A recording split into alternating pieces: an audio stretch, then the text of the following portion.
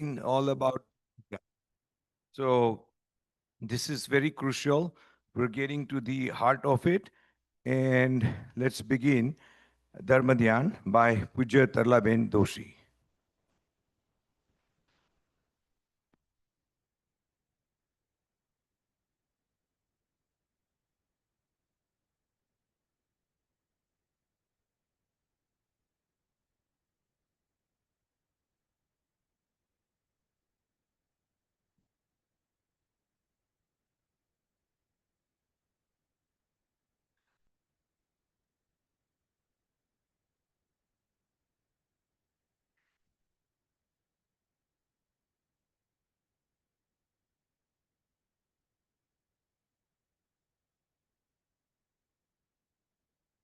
પ્રણામ. જય જીનેન્દ્ર. સર્વપ્રથમ આપણે સૌ આજે ફરી આપણા સ્વાધ્યાયના ત્રીજા દિવસે અને પરમાત્માના ધામમાં જે માર્ગે આપણે ચાલવું છે એ જિનાલયના આ હોલની અંદર આપણે સૌ ધર્મ ધ્યાન અંગે વિચારણા કરવા માટે એકત્ર થયા છીએ.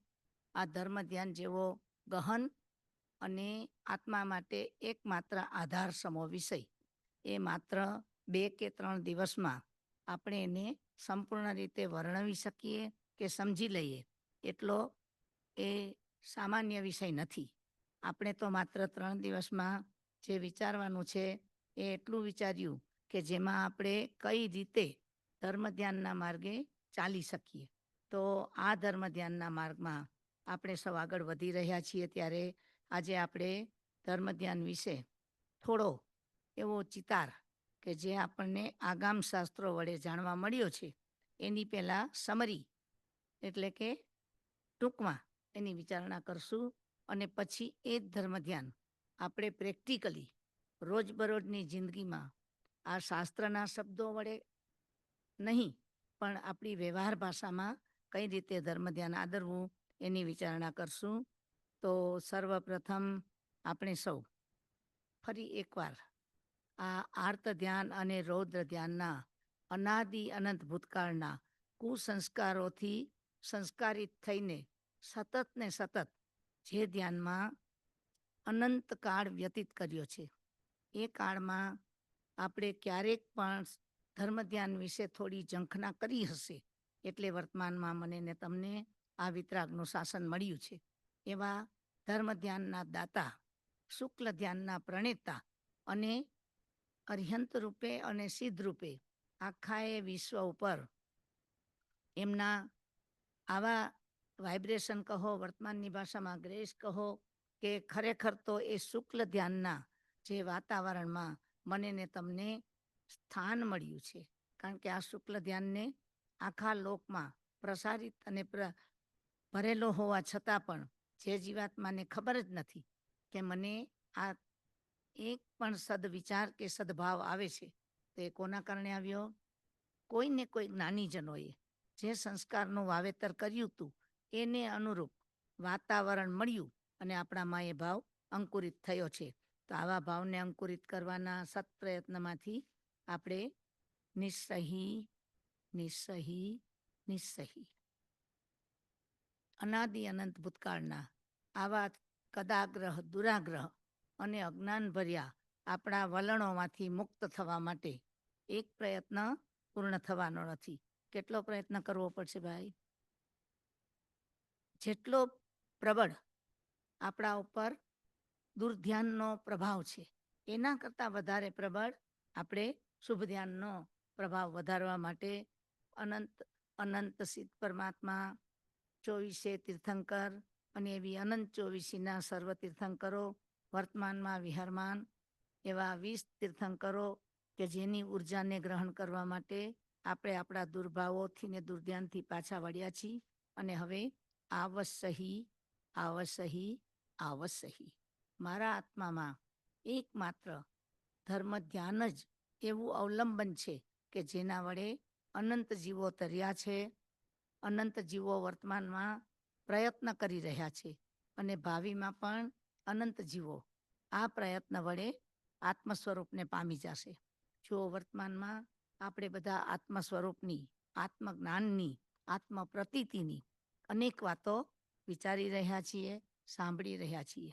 પણ જ્ઞાની કહે છે જે દ્રવ્ય અરૂપી છે, બુદ્ધિમાં કે ઇન્દ્રિયમાં પકડી શકાય એવું નથી, એવું માત્ર અનુભવ ગમ્ય એવું આત્માનું સ્વરૂપ. પણ એને અનુભવવા માટે જ્ઞાની આપણને પ્રેક્ટિકલ માર્ગ બતાવે છે. તો ઓક્સિજન આપણે જોઈ શકતા નથી, પણ આપણે જીવીએ છીએ. આપણું જીવન જેને આધારે ચાલે છે એનો આપણે પ્રત્યક્ષ અનુભવ કરવો હોય તો શું છે કે આપણું જીવન આપણે જીવી રહ્યા છીએ. ઓક્સિજન દેખાતો નથી, પણ જેવો ઓક્સિજન મળતો બંધ થાય કે આપણે લેવાનું બંધ કરીએ એટલે શું થઈ જાય?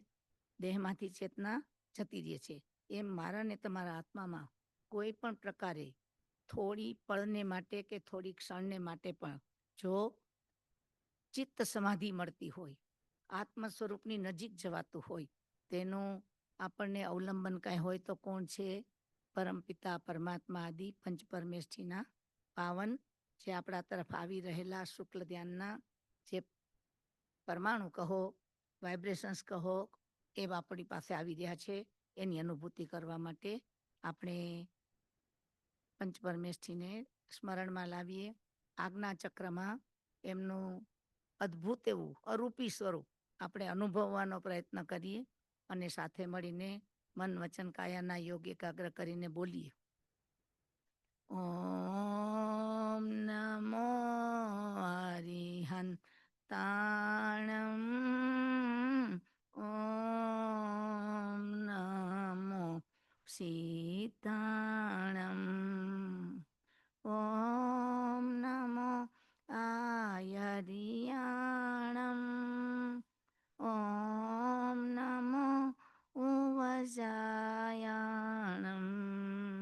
નમો લોય સવસાહુણમ, એસો પંચ નમો કારો, સવ પાવપણા સણો મંગલાણં ચ સવેશી, પડમં હવૈ મંગલમ, પડમં હવૈ મંગલમ. સર્વ મંગલમાં પ્રથમ મંગલ અને ઉત્કૃષ્ટમાં પણ સર્વોત્કૃષ્ટ એવું આ પરમાત્માનું શાસન, એવું આ પરમાત્માનો માર્ગ અને એવી મને ને તમને મળેલી આ પરમાત્માની પ્રત્યક્ષ નહીં તો પણ પરોક્ષ છાયા, જેના કારણે આપણે આજે કંઈક અંશે પણ આત્માનો અનુભવ કરવાનો પ્રયત્ન કરી રહ્યા છીએ. એમાં કોના ઉપકાર છે આપણા ઉપર? આ પંચ પરમેષ્ઠી પરમાત્માના, અને જેમાં અરિહંત સિદ્ધ આચાર્ય ઉપાધ્યાય અને ગુરુનો પણ શું કરવામાં આવે છે? સમાવેશ કરે છે. જો મને ને તમને ગુરુ ન મળ્યા હોત, ગૌતમભાઈ, ગુરુ ન મળ્યા હોત તો આજે આપણે ક્યાં ગોથા ખાતા હોત?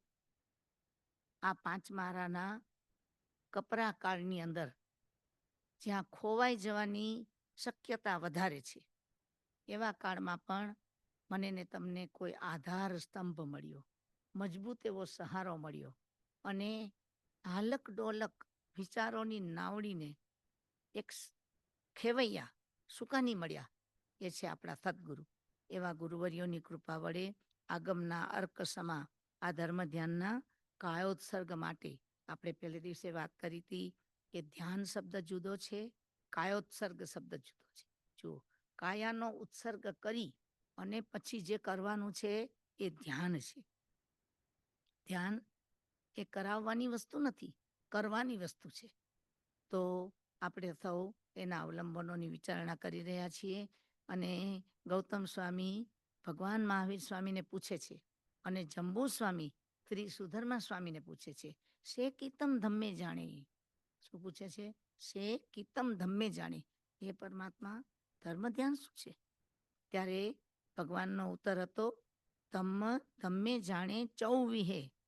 ધર્મ ધ્યાનના 4 પ્રકાર, ચૌવિધ એટલે 4 પ્રકાર છે. જુઓ, ધર્મ ધ્યાન કરવાના આપણે પ્રેક્ટિસમાં મૂકવું છે ને, તો કે કેમ આંખ બંધ કરીને બેસી જાઉં? આપણે પહેલે દિવસે પણ વાત કરી ભાઈ, બીજે દિવસે પણ કરીને આજે પણ કરું છું કે આપણા સામે ધ્યાન એટલે માત્ર એક મુદ્રા, એક વિધિ, એક કોઈ પણ અવલંબન વડે. કેટલા લોકો શું કહે? પદસ્થ ધ્યાન. પદસ્થ એટલે જેમાં કોઈ એક પદ ઉપર ધ્યાન કરવાનું, જેમ કે નૌકાર છે, કોઈનો કોઈ પણ મંત્ર હોય એના ઉપર ધ્યાન. બીજું છે પિંડસ્થ ધ્યાન. પિંડસ્થ એટલે શું? ચક્રો છે ને 6 પિંડ, એક એની અવસ્થા, બોડીના કેટલાક પર્ટિક્યુલર પાર્ટ્સ કે જ્યાં એક જ્ઞાન તંતુના ગૂંચડાઓ એટલે માર્મિક સ્થળ કહેવાય. એને કેવા સ્થળ કહેવાય? માર્મિક સ્થળ. તેવા પોઈન્ટ ઉપર એકાગ્રતા કરવાની વાત છે, એ પિંડસ્થ કહેવાય. એટલે પદસ્થ, પિંડસ્થ અને રૂપસ્થ. આજ્ઞા ચક્રમાં કે સામે પોતાના ભગવાન, પોતાના ગુરુ કે કોઈ પણ અવલંબન એના ઉપર ધ્યાનને કેન્દ્રિત કરીને કરવામાં આવે. આ 3 એવા સાલંબન ધ્યાન છે. કેવા છે? અને ચોથું ધ્યાન શું છે? રૂપાતીત, જેમાં રૂપ નથી, રંગ નથી, વર્ણ નથી, વ્યક્તિ નથી, પદ નથી, કશું નથી. તો આ રૂપાતીત ધ્યાન, એમાં એક અપેક્ષાએ ધર્મ ધ્યાનનો સમાવેશ આપણે કરી શકીએ. ને ભગવાનનો ઉત્તર છે કે ધમ્મ જાણે ચૌ વિહે. ધર્મ ધ્યાન 4 પ્રકારના છે, ચૌપડિહારે. 4 પ્રકારના એના ભેદ છે, 4 પ્રકારે પ્રરૂપ્યા છે. એનો પહેલો ભેદ શું છે ભાઈ? શેનો વિચાર કરવો? આણા વિચય. જુઓ, ધર્મ ધ્યાન કરવું છે ને, તો ધર્મ તો એબ્સોલ્યુટ છે, ધર્મ અરૂપી છે. એનું ધ્યાન કેવી રીતે થાય? જે વસ્તુનું રૂપ જ નથી. તો પરમાત્મા કહે છે એનું ધ્યાન કરવા માટે તારે ચિંતનમાં જવું પડશે. અને એ ચિંતન શેનું? તો કે પરમાત્માની આજ્ઞા શું છે? પરમાત્માની આજ્ઞા શું છે? બરાબર ને? જો આજ્ઞા એટલે શું? આંધળો સ્વીકાર. જો તમને સામે કોઈ ઓબ્જેક્ટ હોય ને, તો એમાંથી તમે લ્યો તો એ તમે આજ્ઞામાંની ન કહેવાય. શું કહેવાય? તમે સ્વીકાર્યું એટલા માટે કે તમારી સામે હતું. ત્યારે આજ્ઞા એટલે એવી વસ્તુ છે જેને તમે જોયા નથી, જેને તમે જાણ્યા નથી અને માન્યા છે. આજે ભગવાન મહાવીર સ્વામી આદિનાથ ભગવાનથી આરંભીને 24 ભગવાન, એમાંના એક પણને આપણે જોયા છે? જેને જોયા નથી, જેને બોલતા સાંભળ્યા નથી, તો એની આજ્ઞા માનવી કેવી રીતે? કેવી રીતે માનવી? અહીંયા આપણી કસોટી છે. એક વખત આપણે આજ્ઞા રુચિ કેળવવી પડે. શું કેળવવી પડે? આજ્ઞા રુચિ કેળવવી પડે. એના અવલંબનમાં બતાવ્યું છે આણારૂહી. તો આજ્ઞાની રુચિ કેળવાય ત્યારે આપણે એક પ્રયોગ તો એવો કરવો પડે કે સામે નથી, પ્રત્યક્ષ નથી, પ્રમાણ પણ નથી, પ્રત્યક્ષ પ્રમાણ નથી, અને છતાં પણ શું કરવાનું? આજ્ઞામાં આવી જવાનું. આપણે તૈયાર છીએ ભાઈ?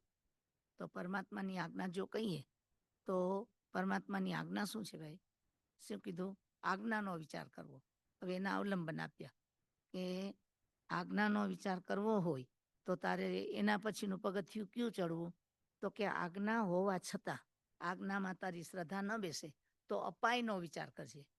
ડૉક્ટરે આપણને આજ્ઞા કરી કે તારું આ દર્દ ડાયગ્નેસ થઈ ગયું છે ને હવે તારે એના માટેના આ મેડિસિન, આ અનુપાન એટલે એની ડિસિપ્લિન, અને આ પ્રકારનો તાવો આહાર વિહાર, આ બધું જો તું કરીશ તો તું સાજો થઈશ અથવા તો રોગમુક્ત થઈશ. તો હવે આપણે ડૉક્ટરની આજ્ઞામાં શ્રદ્ધા રાખવાની કે નહીં રાખવાની ભાઈ? ને ધારો કે શ્રદ્ધા ઓછી રાખીએ, અધૂરી રાખીએ અથવા ન રાખીએ, તો નુકસાન કોને છે? આપણને નુકસાન છે, દર્દીને નુકસાન છે. એવી જ રીતે આધિ વ્યાધિને ઉપાધિના તાપથી તપ્ત થયેલા 4 ગતિરૂપ સંસારમાં અહીં તહીં ભટકતા મારો ને તમારો પ્રવાસ વ્યવહારથી બોલાય અનાદિનો, પણ એની કલ્પના નથી કે અનાદિ એટલે કેટલો કાળ. અનાદિ એટલે જેનો છેડો જ ન મળે એટલા કાળથી આપણે ભટકીએ છીએ. અને ક્યાં ક્યાં ભટકીને આવ્યા? 14 રાજ લોકમાં. હવે 14 રાજ લોક એટલે શું થયું બેન? 14 રાજ લોકની કલ્પના આવે છે? તો પરમાત્માએ આપણને કીધું સંઠાણનો વિચાર કરજે. શું કીધું? ધર્મ ધ્યાન કરવા માટે લોકના સંસ્થાનનો વિચાર કરજે. વૈરાગ્ય આવશે કે હું ને તમે ક્યાં ક્યાં જન્મ મરણ કરીને નથી આવ્યા. 14 રાજલોકમાં માત્ર સરવાર સિદ્ધ વિમાન આદિ 5 અનુત્તર વિમાન અને સિદ્ધ ક્ષેત્રમાં ગયા વિના આપણે 14 રાજલોકના સર્વ સ્થાનક સર્વ જીવે અપવાદ વિના અનંતી વાર જન્મ મરણ કરીને સ્પર્શી ચૂક્યા છીએ. તો મારા ને તમારા જીવનમાં આ કઈ રીતે આપણે માનવું? આપણને યાદ છે કે આપણે 14 રાજલોકમાં ક્યાં ક્યાં ભટકીને આવ્યા છીએ? તો કઈ રીતે માનવું? તો તમને કોણે કીધું છે? આ વાત કોણે કરી છે બેન? કોઈ રસ્તા ઉપર ચાલતા માણસે કરી છે? કોઈ ઇતિહાસકારે કરી છે? કોઈ વૈજ્ઞાનિકે કરી છે? જે સર્વજ્ઞ છે, સર્વદર્શી છે અને પાછા વિતરાગ છે. જાણકાર હોય ને બેન, પણ પાછી એનામાં વિતરાગતા ન હોય તો એક્ઝાગ્રેશન આવે કે ના આવે? તમારી બ્રાન્ડ છે, તમે જગતને વાત કરો તો તમે એમ કહો ને કે આ મારી બ્રાન્ડ નંબર 1 છે.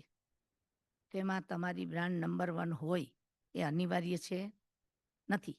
કારણ કે આપણે શું છે, આપણી પોતાની એની અંદરમાં પાર્શિયાલિટી છે કે આ કે મારાથી સારું કોઈ કરી જ ન શકે, એટલે એમાં આપણે ભળેલા છીએ. ત્યારે જે વિતરાગ છે એ નિષ્પૃહ છે, નિષ્પક્ષપાતી છે, એ અનેકાંતવાદી છે અને તટસ્થ છે. એવા વિતરાગ વડે કહેવાયેલું આ સ્વરૂપ છે. એમાં આજ્ઞાનો વિચાર કરવો, આજ્ઞાને માનવી કઈ રીતે ભાઈ? તો 2 રસ્તા છે કે તમારે સમુદ્ર પાર કરવો છે. તમારી પાસે 2 જાતની હોડી છે. એક હોડી હલ્લેસાવાળી છે, એમાં તમારે પોતાને શું કરવું પડશે? સતત 24 કલાક હલેસા માર્યા કરવા પડશે. અને બીજી એક નાવ છે જેની અંદરમાં હલેસા નથી, એનો સુકાની છે, એનો કપ્તાન છે અને એનું સુકાન આખું એના હાથમાં છે. પછી અંદર બેસતા પછી પ્રવાસીને કશું કરવાનું નથી.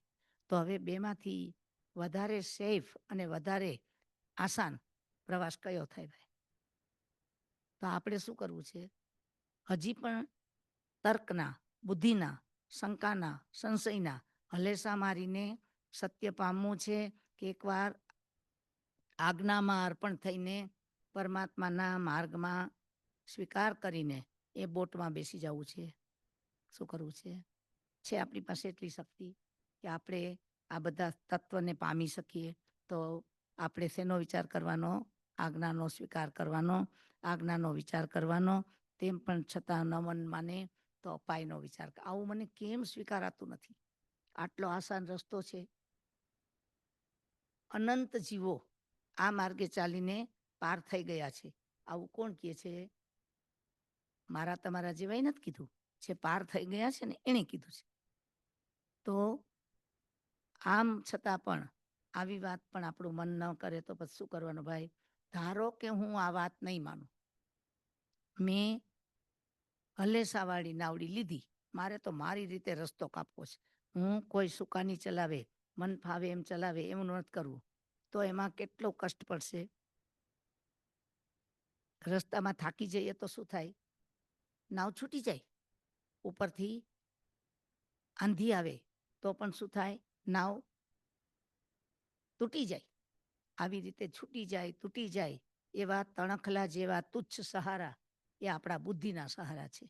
તો જ્ઞાની મને તમને કહે છે, તું ધર્મને પામવાનો વિચાર કરતો હો તો સૌ પહેલાં તું આજ્ઞાનો વિચાર કરજે, અને પછી તને આ આજ્ઞામાં અર્પણ થવાનું મન ન થાય તો તું અપાયનો વિચાર કરજે. અપાય એટલે દુઃખના કારણો. આમ ન થવાનું કારણ શું છે? જો બહુ ટૂંકમાં આપણે કહેવું પડશે: મિથ્યાત્વ, અવ્રત, પ્રમાદ, કષાય અને યોગ. આપણને શ્રદ્ધા નથી કરવા દેતું કોણ? અનાદિનું મિથ્યાત્વ, મિથ્યા માન્યતા. આ શરીર મારું, આ પરિવાર મારો, આ પરિગ્રહ મારો. આ સંયોગ છે કે સંબંધ છે? શરીર, પરિવાર ને પરિગ્રહ આપણી પાસે છે, પણ એ છે એ પરમેનન્ટ છે? પહેલાં નહોતા, વર્તમાનમાં છે, પણ ભવિષ્યમાં પણ નહીં હોય. તો એને શું કહેવાય? સંયોગ. અને આ શરીર અનંતવાર છોડ્યા છતાં જેમાં ઘસારો નથી પડ્યો એવો ઇન્ટેક આત્મા છે કે નહીં? તે શું કહેવાય? સંબંધ, આત્માનો જ્ઞાન દર્શન આદિ ચેતના સાથેનો જે સંબંધ છે એ ક્યારેય પણ આપણે હાથી જેવડી કાયા હોય કે કંથવા જેટલી કાયા હોય, જેને વાયરસ કહેવાય, એટલી નાની કાયા હોય તો પણ આત્માનું આત્મદ્રવ્ય ઘસારો પામે, આત્મદ્રવ્ય ન પામે. એની ચેતના, એના આવરણો, એની અંતરાયો, એના કર્મ, એના કારણે એ ઢંકાઈ ગયેલી હોય. શું હોય? એક હીરો છે, કાદવમાં પડી ગયો છે. એને તમે સુકાઈ ગયેલો કાદવ, એના કારણે જો પથ્થરો વચ્ચે પડ્યો હોય ને તો આપણને શું લાગે?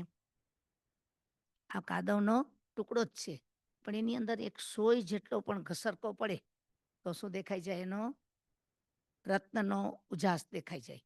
કારણ કે અંદરમાં તો એ છે, માત્ર આવરણ છે. એમ અનંતકાળ સુધી મારો ને તમારો આત્મા સ્થાવરમાં, નર્કમાં આવી બેન્દ્રી તેન્દ્રી ચૌરેન્દ્રી આદિ અસંગનીના ભવ કરવામાં ગયો તો પણ એની જ્ઞાન ચેતનાનો ગુણ સંપૂર્ણપણે નષ્ટ નથી થયો. આ તાત્વિક વાત છે, પણ આપણે એનો વિશ્વાસ કરવા માટે આજ્ઞા ન ગળે ઉતરે તો પછી અપાયનો વિચાર કરજે કે આ મિથ્યાત્વ, આ અવ્રત, આ પ્રમાદ, આ કસાયના યોગ શું કરશે? મારું પરિભ્રમણ અનંતકાળ સુધી લંબાવી દેશે. અને એને શું કહેવાય? વિપાક કહેવાય. વિપાક. મારા અજ્ઞાનને કારણે આવો વિપાક મારે ભોગવવો પડશે. તેમ છતાંય મન ન માને તો હવે તું સંઠાણનો વિચાર કરજે. એમ વિચાર કરજે કે આ 14 રોજ રાજલોકના સર્વ સ્થાનક મેં અનંત વાર જન્મ મરણે કરીને સ્પર્શ્યા. એનું કારણ શું છે? મેં આજ્ઞાનો સ્વીકાર નથી કર્યો. તો ધમ્મસણ જાણસ ચતારી લખણા. હવે ભગવાન આગળ વધીને કહે છે કે તારે ધર્મ ધ્યાન હજી કરવું છે. તો એના 4 લક્ષણ છે. શું? કયા લક્ષણ ભાઈ? આણા રૂઈ. મારી ને તમારી રુચિ એ બુદ્ધિની રુચિ છે, તર્કની રુચિ છે, ચેલેન્જ કરવાની રુચિ છે. આપણે કોઈ પણ વસ્તુ પહેલવેલી આપણા કાનમાં પડશે ને ત્યારે આપણે કહેશું કે આ સાચું છે. સૌથી પહેલાં શું પૂછશું? આ તો આજકાલ તો શું છે, મીડિયા અને બધું. હમણાં 7 વર્ષના 8 વર્ષના 2 છોકરાઓ દીક્ષા લઈએ. હવે અત્યારે તો એનું પ્રત્યક્ષ પ્રમાણ છે કે આપણે જોઈ શકીએ છીએ. પણ પેલો અયવંતા મનક મુનિ સૌથી આ 10 રચના સ્વયંભવ સુરીજીએ કરી એ ત્યારનો દાખલો છે કે એનો 8 વર્ષનો બાળક, એને ખબર પડી પોતાના જ્ઞાનમાં કે આ બાળક મારો આયુષ્ય અલ્પ લઈને આવ્યો છે. હવે માત્ર એનું 6 માસનું આયુષ્ય બાકી છે. તો એને તારવો કેવી રીતે? એને ઉગારવો કેવી રીતે? ત્યારે એણે શું રચીને આપ્યું છે? 10 વૈકાલિક. એમાં લખ્યું છે સંજોગા વિપમુક્કસ્સ, સંયોગથી મુક્ત થનારો. એવા આત્માને એમ કીધું કે તારે મુક્ત થવું છે ને તો સંજોગા વિપમુક્કસ્સ, મુક્ત થવું નહીં, વિપ્રમુક્ત, સંપૂર્ણપણે સંયોગથી મુક્ત થઈ જા. આણું પીવીમ સુણે હમે. એવા આચારો હું તને કહું છું. અને એ આચારો જે બતાવ્યા ને એ ધર્મ ધ્યાન છે. અને એની અંદરમાં આજ્ઞાનો વિચાર કરવાનું કીધું છે. ઉપદેશ કેટલાકની રુચિ એવી હોય કે એને માત્ર આજ્ઞા કરો ને એ કરીને આવે. હનુમાનજી કેવા હતા ભાઈ? રામને કેટલું કેવું પડતું એને? ઇંગિયાગાર સંપને ઉત્તરાધીનજી આગમમાં ભગવાને કીધું છે જે આજ્ઞામાં છે ને શિષ્ય એને બોઢેથી બોલીને ન કેવું પડે. ગુરુનો ઈશારો થાય, ગુરુ બેઠા છે અને એની 2 વખત એની સામે નજર પડે. શિષ્ય વિચારે કે કંઈક મને ગુરુ કહેવા માગે છે. ને એમાં પણ જો આટલો હાથ થાય તો શું સમજી જાય કે મને ગુરુ અહીંથી ઉઠવાનું કહે છે. અને આપણે બુદ્ધિવાળા શું વિચારીએ? અત્યારે તો વ્યાખ્યાન ચાલે છે, અત્યારે તો સાંભળવાનો અવસર છે ને આ ગુરુ કેમ આમ કરે છે? શું કામ કરતા હોય ભાઈ? એનું હિત છે. ગૌતમ ગણધરે આજ સુધીમાં ભગવાનને પ્રશ્ન કર્યા, પ્રતિપ્રશ્ન કર્યા, પણ એની આજ્ઞા રુચિ કેવી હતી કે જ્યારે ગૌતમ ગણધરને ખમાવવા માટે મોકલે ત્યારે એના મનમાં એટલો વિકલ્પ આવ્યો કે આટલા વર્ષથી હું પરમાત્માનો કેટલા પૂર્વધારી હતા? 14 પૂર્વધારી. અને પેલા આનંદ શ્રાવકના જ્ઞાન વિશે કોઈ માહિતી કોઈને નથી કેટલા પૂર્વધર છે. ને તો પણ જ્યારે ભગવાન કહે કે જાઓ ગૌતમ આનંદને ખમાવો, કઈ રીતે એને ખમાવવા જવાની વિચારણા કરી હશે બેન? આપણે કારણ તો પૂછીએ ને કે ભગવાન ખરેખર મને ખબર પડે નહીં આટલી કે એને કેટલા યોજન દેખાય ત્યારે એ શું થઈ ગયા ચાલતા થઈ ગયા હતા. આવી આજ્ઞા રુચિ હોય તેની અંદરમાં શું થઈ જાય ધર્મ ધ્યાનનો અવલંબન મળે છે અને કુદરતી કેટલાકની રુચિ જેવી હોય નિસર્ગથી જ કે તમારા જ ઘરમાં આમના દીકરાનો દીકરો છે એને બીજું કદાચ અભ્યાસમાં એટલું યાદ રહે કે ન રહે પણ એને તમે સુંદર મજાના સ્તવનો એ શ્લોકો એ આપો એટલે એને શું થઈ જાય ભાઈ એકદમ યાદદાસ્તમાં આવી જાય છે.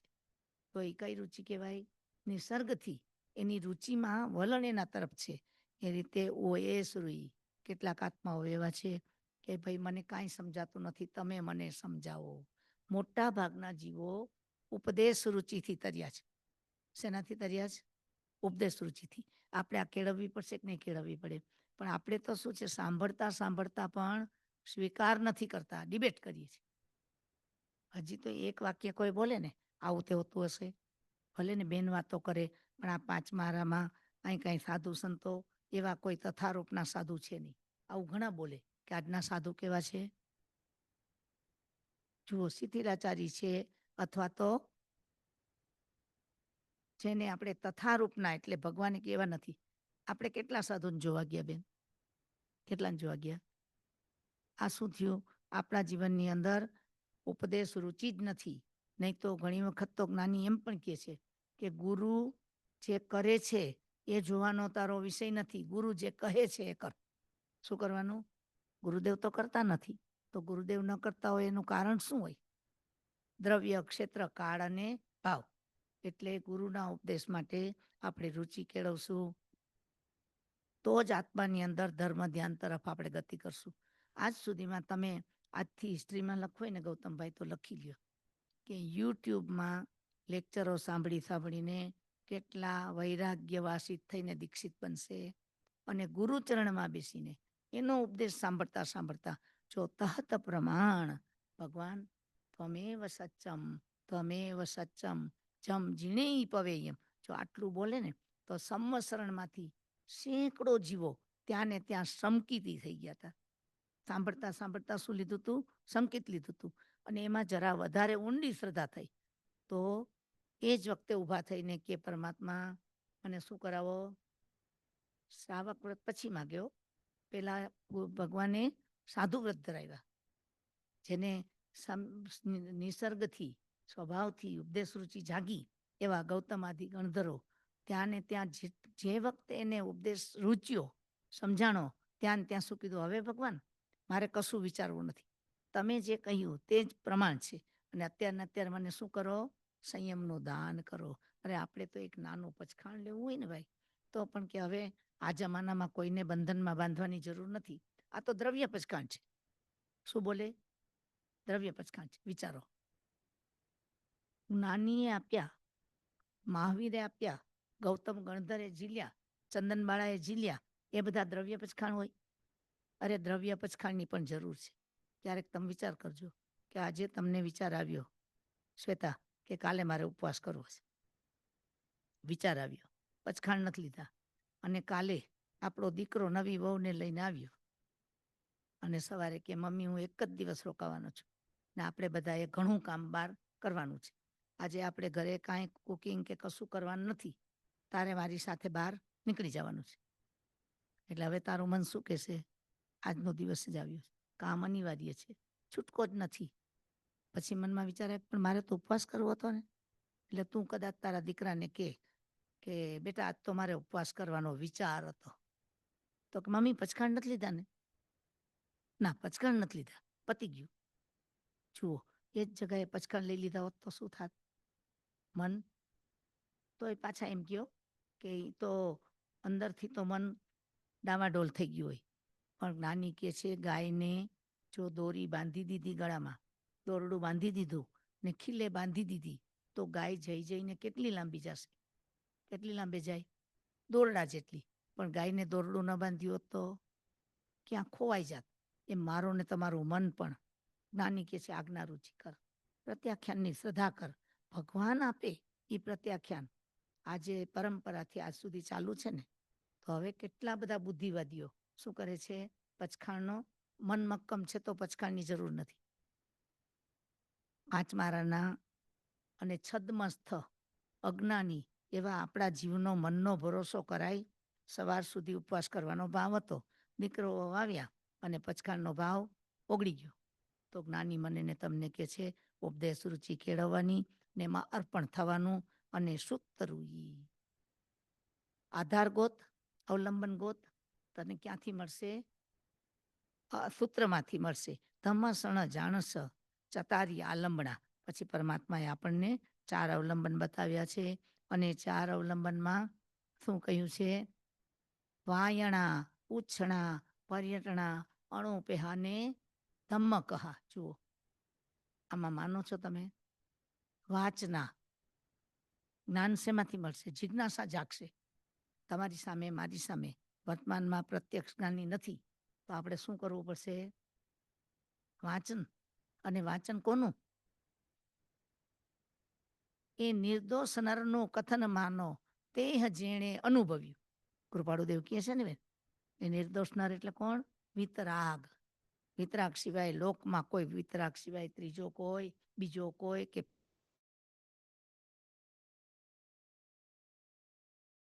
રાગમ ચ દોષમ ચ. રાગ અને દ્વેષ આ 2 દોષ છે અને બે દોષથી ભરેલા છે ને, એનું કથન ક્યારેય પણ પૂર્ણ ન હોય. પણ વિતરાગ એવા પરમાત્માની વાણીને વાંચવું. વાંચ્યા પછી પૃચ્છના. વાંચતા વાંચતા સમજાય નહીં, અધૂરું સમજાય, વિપરીત સમજાય, તો શું કરવાનું? ત્યારે ને ત્યારે એ સંશયનો કીડો, નહીં તો શંકા, કંકા, વિતિગીચા, પરપાસન, પ્રશંસા, પરપાસન, સંતો, આ બધા શેના અતિચાર છે? આ બધા જ્ઞાનના અતિચાર છે. અને એ અતિચાર સાથે આપણે જો જ્ઞાન પ્રભવમાં સાથે લઈ જાય તે જ્ઞાન કેવું આવે? મિથ્યા દ્રષ્ટિ બનાવી દઈએ. તો વાંચવું એટલે જિજ્ઞાસા, પૂછના એટલે શંકાનું સમાધાન કરવું. જાણવાથી વાંચ્યું, પછી મનમાં વાંચતા વાંચતા સંશય જાગ્યો, તો શું કરવાનું? રૂચના, જ્ઞાની પુરુષને પૂછવાનું. પર્યટના, અને પૂછ્યા પછી શું કરવાનું? જાણવાનું. જાણ્યા પછી પર્યટના એટલે વારંવાર ઘૂંટવું. એટલે માત્ર ભક્તામર રોજ બોલી જવું, રોજ નવસ્મરણ બોલી જવું કે બીજા સ્તોત્ર ગોખ્યા હોય એમ નથી. પર્યટના એટલે ઘૂંટી ઘૂંટીને, તમે પરાવર્તના કહો છો ને, એ ઘૂંટી ઘૂંટીને દ્રઢ કરો. આમ જ છે, આમ જ છે, આમ જ છે. એ ઘૂંટવાથી આપણું જ્ઞાન શું થઈ જાય છે? દ્રઢ થઈ જાય છે. તો પર્યટના. અને પછી કીધું ધમ્મકહા. આ સંસારમાં ધર્મ કથા કરવાનો હક કોને છે? તો કે જેને વિકથાઓનો ત્યાગ કર્યો છે. હું પોતે વિકથા, સ્ત્રી કથા, પુરુષ કથા, ભટ્ટ દેશ કથા, રાજકથા, આવી કથામાં ગળાડું હોઉં, તો મને ધર્મ કથા કહેવાનો હક પણ નથી ને કહું તો એનો પ્રભાવ પણ નથી, અને પ્રભાવ પડે તો એ ટકતો નથી. એટલે ધર્મ કથા એટલે શું? જે પ્રિન્સિપલ પ્રેક્ટિકલાઇઝ થયા છે. કોઈ પણ પ્રિન્સિપલ છે ને, ગત સુકુમાર, શુક્લ ધ્યાનની ધારા, માથા ઉપર અંગારા, અને છતાં પણ એ આત્માની અંદર ખળભળાટ નહીં, કોઈ પણ પ્રકારનું આર્ત ધ્યાન નહીં, રૌદ્ર ધ્યાન નહીં, ધર્મ ધ્યાનના સ્તરને ઉપર લઈ જતા શુક્લ ધ્યાનમાં પહોંચ્યા. એવા શુક્લ ધ્યાનની વાત કરનારા, એવા જીવનની અંદર જ્ઞાની મને ને તમને કહે છે કે આપણા માટે પ્રિન્સિપલ જે પ્રેક્ટિકલ બન્યો છે એનું નામ ધર્મકથા છે. આ બધા આપણા અવલંબન છે અને એની અંદરમાં તારે અનુપ્રેક્ષા કરવી. ધર્મ ધ્યાન કરતા કરતા અનુપ્રેક્ષા કરવાની હોય. શેની કરવાની? ચતારી અણુપેહા. એ અનુપ્રેક્ષા એટલે ચિંતન. એ ચિંતન છે. તને જ્યારે પણ ધર્મ ધ્યાનમાં મન ન લાગે તો એનું કારણ ક્યાં હોય? એકલું લાગે, એકલા થઈ ગયા. હવે તો કોઈ કોઈનું નથી. ખાસ કરીને જે પતિ પત્ની હોય બેન, એના જીવનમાં એકની વિદાય થાય તે શું કહે? હું એકલો થઈ ગયો, કેટલી થઈ ગઈ. તો જ્ઞાની કે તું જન્મ્યો ત્યારે કેટલો હતો? એકલો હતો. વર્તમાનમાં તો એક સંયોગ થયો ને જવાનું થશે ત્યારે પણ એકલો. તો આ શાશ્વત છે. માત્ર થોડા વખતનો સંયોગ, એ સંબંધ નથી, સંયોગ છે. એટલે આપણા જીવનની અંદર ધર્મ ધ્યાનમાં ટકાય નહીં. આર્ત ધ્યાન ને રૌદ્ર ધ્યાનમાં મન આડોટવા માંડે ત્યારે એકલાપણાનો વિચાર કરજે કે જીવ તું એકલો છો. અણીચાણું પેહા, અનિત્યપણાનો વિચાર. આપણને જે કંઈ શરીર મળ્યું, પરિવાર મળ્યો, પરિગ્રહ મળ્યો, એ શાશ્વત છે. શાલીભદ્ર એમની રીધિ એ સાથે લઈને જન્મ્યા હતા અને મૃત્યુ પામ્યા ત્યારે આ પેટીઓ જે ઉતરતી હતી, કેટલી પેટી ઉતરતી હતી? 32 રાણીઓ, 64 પેટી, એટલે જાત જાતની. પણ એમાંની એક પણ વસ્તુ કોઈ પણ સાથે લઈ જઈ શક્યું? રાજુ, આ તો બહુ સામાન્ય વાત છે. આ તો આપણે રોજને માટે જાણકારીની વાતો છતાં શું કરવાની છે? એને રોજ ઘૂંટવાની છે. એટલે અનિત્યપણાનો વિચાર, ત્યાર પછી અસરણપણાનો વિચાર. મને ને તમને અંત સમયે આત્મા જ્યારે દેહમાંથી છૂટતો હશે ત્યારે આપણને સમાધિમાં રાખવા માટે કોણ સમર્થ છે? કોણ સમર્થ છે? સમજણ. માત્ર આજ્ઞાનો સ્વીકાર કર્યો હશે, તત્વનો સ્વીકાર કર્યો હશે તો આપણે શું કરી શકશું? સમાધિમાં રહી શકશું. તો અસરણપણાનો વિચાર કરી અને સમાધિ ટકાવજે અને સંસારાણુ પેહા, આ સંસારનો જે સ્વભાવ છે એનો વિચાર કરજે. એટલે આ તો આપણને સંક્ષેપમાં કીધું છે, પણ હવે આપણે એનું પ્રેક્ટિકલ રૂપ જોવું હોય કે આ બધી વસ્તુ તત્વમાં કીધી, તો હવે પ્રેક્ટિકલમાં કરવું હોય ને તો જ્ઞાની મને ને તમને કહે છે એના માટે વ્યવહાર ભાષામાં આપણે થોડી વિચારણા કરીએ. તો વર્તમાન જીવનમાં આપણે ધર્મ ધ્યાનમાં જવું છે, એના થોડા અવલંબન છે. એ વ્યવહારિક વાત છે. એમાં સૌથી પહેલી વાત છે કે આપણા જીવનમાં હળબળી, ઉત્તેજના, કોઈ પણ પ્રકારની સ્થિરતાનો અભાવ. સામાયિકમાં પણ 2 ઘડી સામાયિક કરી હોય તો એની અંદરમાં ઘડિયાળનો કાંટો ફરતો જાય અને જેવી 48 મિનિટ પૂરી થવા માંડે પછી ધીરજ કેટલી રહે? કશું નથી કરવાનું. નક્કી છે. એવી કોઈ એપોઇન્ટમેન્ટ નથી, એવું કોઈ કમિટમેન્ટ નથી, એવું કોઈ સામે આવીને પડ્યું નથી, તો પણ 48 મિનિટ પૂરી થઈ એટલે આપણી ધીરજ તૂટી જાય છે. થાય છે કે નહીં આવું ભાઈ? ત્યારે એમ વિચાર આવે છે કે ના ના, હું બીજી સામાયિક કરી લઉં. તો જ્ઞાની મને કહે છે સબ્ર કરવો. આ વર્તમાન કાળમાં આપણું જીવન ધીરજ વિહોણું થઈ ગયું છે. ભાગમ ભાગ, ઉતાવળ, એન્ઝાયટી. આજે લોકો શેમાં જીવે છે? સવારે તમે કોઈને પણ પૂછો ને તો કે આજે મને જરાય ફુરસદ નથી. ફુરસદ નથી, બોલો. પેલા ફુરસદ હતી ભાઈ? પણ ફુરસદ નહોતી પણ ધીરજ હતી. શું હતું? ફુરસદ નહોતી પણ ધીરજ હતી. વર્તમાન કાળમાં આપણે એટલા ઇમ્પેશન્સ થઈ, એ ધર્મ ધ્યાનથી આપણને શું કરે છે? દૂર લઈ જાય છે, હળબડીમાં લઈ જાય છે. અને એના કારણે આપણે ગલત નિર્ણયો અને ગલત સોચથી આર્ત ધ્યાન ને રૌદ્ર ધ્યાનમાં સરી પડીએ છીએ. આપણામાં ધીરજ કેટલી, ગૌતમભાઈ? જુઓ, પહેલાના વખતમાં દેશ પરદેશના પ્રવાસો તો પહેલાંય થતા ને જાદવજીભાઈ? બધા આફ્રિકા જતા કે નતા જતા? એડન જતા, આફ્રિકા જતા, તો એને કેટલા દિવસ લાગતા ભાઈ? સ્ટીમરમાં જતા ને 6 મહિને પહોંચતા. 6 મહિને. ભારતના કોચીન, મદ્રાસ કે કોઈ બંદરેથી નીકળ્યા અને સિંગાપુર, બેંકોક, જે આપણે જાવા, સુમાત્રા, આપણે બધા વાણિયા છીએ ને, એ શેનાથી કહેવાના છીએ? વહાણ લઈને સતત ફર્યા કરતા, એટલે વહાણિયા હતા. એ વહાણિયા શબ્દ વાણિયા બન્યો છે. હવે વહાણમાં પ્રવાસ કરનારા 6 મહિને એ પોતાના મુકામ ઉપર પહોંચે જો સીધું ભાગ્ય હોય તો. એમાં જો પવનની દિશા બદલી અને વંટોળ આડા આવ્યા તો બીજી દિશામાં વહાણો ફેંકાઈ જાય. અને ત્યાંથી ઘણા કહેતા ને, આપણે જૈન ધર્મમાં કેટલા દ્રષ્ટાંતો આવે છે કે એના 7 વાણ ડૂબ્યા અને કેટલા વર્ષ પછી એ પાછા કિનારે આવ્યા. ક્યાંક ખોવાઈ ગયા હતા, મતલબ બીજા દેશમાં પહોંચી ગયા હતા. તો પણ ઘરના જેણે પોતાના સ્વજનોને મોકલ્યા હતા પરદેશ, એ લોકો હાફડા ફાફડા થતા ભાઈ. 6 મહિને તો પહોંચે અને 6 મહિના પછી કોઈ પ્રવાસી એ સ્ટીમર બીજો માલ ભરીને પાછી આવે ત્યારે એની સાથે સમાચાર આવે કે તમારા બાપા કે તમારો દીકરો કે તમારો ભાઈ કે જે કોઈ આફ્રિકા પહોંચી ગયા છે. હવે આ 6 મહિના કેમ ના આધાર કાઢતા? ધીરજ કેમ ધરતા? સરળતા અને ભદ્રિકતા અને આજ્ઞાનો સ્વીકાર. જો મારા દીકરાનું, પતિનું, ભાઈનું, પિતાનું જો આયુષ્ય બળવાન હશે તો દરિયો પણ એને ડૂબાવી નહીં શકે. આ શ્રદ્ધા હતી કે નહોતી ભાઈ? કારણ કે એનામાં વક્રતા નહોતી, પોઝિટિવિટી હતી. અને એના કારણે તમે તમારો જ વિચાર કરો. તમે પરણીને આવ્યા બેન, ત્યારે તમારા બાપુજી સાથે કે બા સાથે કેટલા દિવસે વાત થતી? હે, ટ્રંક કોલ સ્પેશિયલ લગાડો ને એમાં પણ બૂમો પાડી પાડીને કેટલું બોલો, ક્યારે લાગશે એ ખબર નહોતી.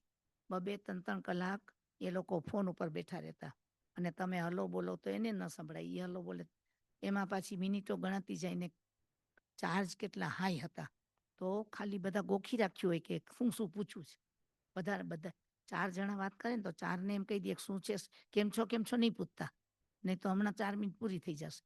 આવા વાતાવરણમાં પણ આટલી એન્ઝાયટી નહોતી ભાઈ. સબ્ર કરો. જીવનને વેડફી ના નાખવું હોય તો શું કરવું પડશે? સબ્ર કરો. અને આજે તો વર્તમાનમાં આપણી પાસે જે સાધનો જેટલી સ્પીડ લઈને આવ્યા એના કારણે આપણા સ્વભાવ કેવા થઈ ગયા છે. અત્યારે ગૌતમભાઈ ઓનલાઈન છે અને હું એને મેસેજ કરું છું અથવા ફોન કરું છું. આઈ કેન સી કે તમે ઓનલાઈન છો. તમે કટ કરી નાખો અથવા તો તમે જવાબ ના આપો, પછી મારી ધીરજ કેટલી વાર રહીએ? વિચારો. એક વખત 6 મહિનાની ધીરજ, 3 મહિનાની ધીરજ, મહિનાની ધીરજ, દિવસોની ધીરજ, આજે પળની પણ ધીરજ નથી. આ ધર્મ ધ્યાન નથી. આ શું છે? આર્ત ધ્યાન ને રૌદ્ર ધ્યાનનો પ્રકાર છે. તો ધર્મ ધ્યાનને ટકવા માટે સ્વભાવનો વિચાર કર કે આ વર્તમાન હું માગું એ રીતે મને કાંઈ બધી વસ્તુ મળી ન શકે. તો પેલું વાત આપણે શું કરવી છે કે ઉતાવળે લેવાયેલા નિર્ણયો, ઉતાવળમાં વિચારેલા થોટ્સ એ બધા કેવા હોય છે? ખતરનાક હોય છે ભાઈ. તો ધર્મ ધ્યાન કરવું છે ને તો સૌથી પહેલા તો ધીરજ ધરતા શીખવું પડશે. અને આ ધીરજ ન હોય એના કારણે વર્તમાનમાં આજે હત્યા ને આત્મહત્યાઓ એના જે સિલસિલા ચાલે છે ને એ જોતા એમ લાગે આવેશ. વાતમાં આવેશમાં આવી ગયા ને હમણાં જ એક પ્રસંગ બન્યો ભાઈ કે એક છોકરીને માર્ક્સ ઓછા, સાચી બનેલી વાત છે, હું પેપરમાંથી વાંચીને આવી હતી કે એક છોકરીને માર્ક્સ ઓછા આવ્યા. એના કારણે ડૉક્ટર બનવાની હતી પણ રિઝલ્ટ નબળું આવ્યું. પિતા એકદમ ઉશ્કેરાઈ ગયા અને આવેશમાં આવીને એને એટલા ખરાબ શબ્દોમાં ઠપકો આપવા માંડ્યા અને દીકરીની પણ ધીરજ ન રહી. એટલે દીકરીનો જવાબ હતો કે તમે પણ ક્યાં કલેક્ટર થયા છો, તમને પણ માર્ક ઓછા આવ્યા હતા. જો આટલું છોકરી બોલી અને એ જ વખતે બાપને એવો તો એના ઉપર ગુસ્સો આવ્યો કે એની પાસે કંઈક લોખંડનું સાધન પડ્યું હતું, એનો ઘા કર્યો અને દીકરી ત્યાં મૃત્યુ પામી. એ દીકરી તો મૃત્યુ પામી, હવે બાપનું શું થશે ભાઈ? ખૂનના અપરાધમાં જન્મ ટીપ મળે કે ફાંસી મળે? પરિવારનું શું થયું? આ આત્મહત્યા, આ હત્યાઓ, આ પ્રકારની જે આજે આપણને આખી ભીતિમય સામાજિક વ્યવસ્થા જોવા મળે છે એમાં ધીરજનો અભાવ. એક છોકરાને મોબાઈલ જોતો હતો. ફાધરે કીધું હતું કે તને નવો મોબાઈલ લઈ આપીશ, તું સારા માર્ક લાવ્યો. પિતા ફોન લઈને આવ્યા. પિતાની કેપેસિટી વધતી ઓછી હોય કે ના હોય ભાઈ? એમાં ન્યૂઝમાં હતું કે એના બાપે ₹1,00,000નો ફોન ન લઈ શક્યા પણ 40,000 વાળો સારો ફોન લઈને દીકરાને આપ્યો. દીકરાના હાથમાં ફોન આવ્યો, ધમધમાટ કરતો ગુસ્સાના આવેશમાં રૂમમાં ગયો અને આત્મહત્યા કરી નાખી. વિચાર તો કરો. ધર્મ ધ્યાન તત્વનો વિચાર એક જ વસ્તુ કે છે, ઉદયનો સ્વીકાર. આપણા જીવનમાં આપણે પહેલું સૂત્ર યાદ રાખવાનું, સબ્ર કરો, ધીરજ રાખો. થોડું પણ આપણને સહન કરતા શીખવું પડશે. અત્યારે જે વસ્તુ માગો એ મળી નહીં જાય તો એના માટે શું કરવાનું? ધર્મ ધ્યાનનું વ્યવહારિક પહેલું લક્ષણ છે સબ્ર કરો. બીજું છે કદર કરો. આપણા વડીલો આપણને કહેતા કે પગમાંથી જેણે કાંટો પણ કાઢી દીધો હોય ને એનું શું માનવાનું? ઉપકાર માનવાનો, એનું ઋણ સ્વીકારવાનું. આપણે કહે હવે એટલું કર્યું એમાં શું તમે મને જિંદગીભર યાદ કરાવો છો? તો જ્ઞાની મને ને તમને કહે છે કે એના કારણે આપણે સતત ને સતત આર્ત ધ્યાન ને રૌદ્ર ધ્યાન વચ્ચે ઝોલા ખાઈએ છીએ. જીવનની અંદર ક્યારેય પણ જો વધુ યાદ ન રહીએ ને તો જૈન ધર્મનો પહેલો પ્રિન્સિપલ યાદ રાખજો, પરસ્પરોપગ્રહો જીવાનામ. શું કહે છે જૈન ધર્મ? આ લોકમાં પ્રત્યેક જીવ બીજાના ઉપકારથી જીવે છે. અધિકાર નહીં, ઉપકાર. તમારું કોઈ કરે ને, મેં એનું પેલા કેટલી વાર કર્યું ત્યારે એને આટલું કર્યું. ના, મારા ઉપર આજે એ કરે છે એનો ઉપકાર હું યાદ રાખીશ. પેલો કદાચ મેં કરેલું ભૂલી જાય તો એ મારા અધિકારની વાત નથી. એના લક્ષણ, એનો સ્વભાવ, એના સંસ્કાર એ પ્રમાણે કર્યું. પણ આજે એણે મારું જે કર્યું એ શું છે? મારા ઉપર એનો ઉપકાર છે. તો આ રીતે સંસારમાં માતાના, પિતાના, વડીલોના, ગુરુના, આખા સમાજના, પેલા એમ કહેતા કે ચપટી ધૂળની પણ જરૂર પડે. આવી વાત આપણા વડીલો આપણને કહેતા. એટલે બરદાસ્ત કરો, પણ મજબૂરીથી નહીં, પણ કોનાથી? સમજણથી. તો આ બરદાસ્ત કરવું કોનું કરવું ભાઈ? કદર કોની કરવી? સબ્ર કરો, કદર કરો. ત્યારે જ્ઞાની આપણને કહે છે કે આ લોકમાં હું ને તમે જે શ્વાસ લઈએ છીએ એ કોના ઉપકારથી લઈએ છીએ ભાઈ? કેટલા અનંત કાયના વાયુના જીવો પોતાનું બલિદાન આપે છે ત્યારે આપણે એક શ્વાસ લઈએ છીએ. આપણા પ્રત્યેક શ્વાસે આપણે કદર કરી કે જો વાયુ ન હોત તો આ વાયુ, આટલો ઓક્સિજન મેં ને તમે જેટલો આ પૃથ્વી ઉપરથી જન્મીને ઓક્સિજન લીધો છે ને, એટલો ઓક્સિજન હોસ્પિટલમાં લેવો પડે તો કેટલા પૈસા આપવા પડે? તો આપણને ફ્રી ઓફ ચાર્જ નથી મળ્યો. મેં ને તમે પૂર્વે કેટલું પુણ્ય બાંધ્યું હશે ત્યારે તો મને ને તમને આ સીધો શ્વાસ લેવાનો, ઓક્સિજન લેવાનો અધિકાર મળ્યો. આ ધરતીના મૂળિયા, કંદમૂળ, અનંતકાય સ્થાવર જીવો એ ખુલ્લા વાતાવરણમાંથી ઓક્સિજન લે છે? નથી લઈ શકતા. એને શું મળે છે? અંધકાર મળે છે, ભેજ મળે છે. એના ઉપર ન ફળ આવે, ન ફૂલ આવે, કશું ના આવે, ન રંગ મળે, ન રૂપ મળે.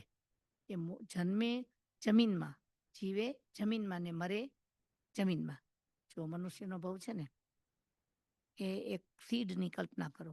આપણી પાસે એક કોઈ પણ સીડ છે, ધારો કે એક વટાણાનો દાણો છે, એને તમે ઉગાડો, પાણીમાં મૂકો એટલે એમાંથી 2 સ્પ્રાઉટ નીકળશે. એ જમીન ઉપર હોય ને તેનું એક સ્પ્રાઉટ ક્યાં જાય? મૂળ બને, અને બીજું સ્પ્રાઉટ થડ બને. તો સ્પ્રાઉટ એક નથી હોતો, 2 નીકળે છે. એક મૂળ બને છે ને બીજું થડ બને છે.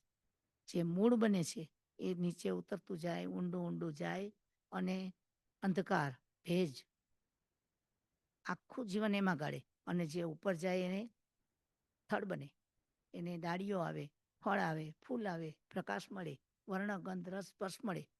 તો આ મનુષ્યનો ભાવ નિર્ણાયક છે કે મારે ને તમારે અહીંયાથી ઉર્ધ્વગમન કરવું છે કે અધોગમન કરવું છે? તો ઋણ સ્વીકારવું પડશે કે નહીં? તો કદ્ર કરો.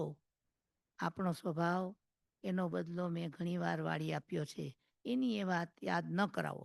આપણા વડીલો ક્યારેક આપણને કહે ને તો કે હવે એણે તમારું કર્યું હતું તેના બદલામાં તમે કેટલું બધું કરી દીધું છે. વિચારો, વડીલોને ધર્મનું વિશેષ કદાચ વાચા જ્ઞાન નહોતું, આપણા જેટલી ફિલોસોફીની ચર્ચા નહોતા કરતા, પણ ધર્મના શબ્દો પરસ્પર ઉપગ્રહો જીવાના એ બધાના ઉપકારને યાદ કરતા હતા. એટલે આપણા જીવનની અંદર જીવનભરના ઓક્સિજનનો હિસાબ કરી અને આપણે 15 કર્માદાનની શું કરવી જોઈએ? સમજણ કેળવવી જોઈએ. આ 15 કર્માદાન જૈન શાસનનું પર્યાવરણને ટકાવવાનું ઉત્કૃષ્ટમાં ઉત્કૃષ્ટ ઉદાહરણ છે. જો એ નહીં સમજીએ તો આગળ પર શું થશે? પૃથ્વીને ખોદી નાખશે. જમીનના તળ ફોડાવીને 5 માળાના અંત સુધીમાં આપણે શું કરવાના છે ખબર છે?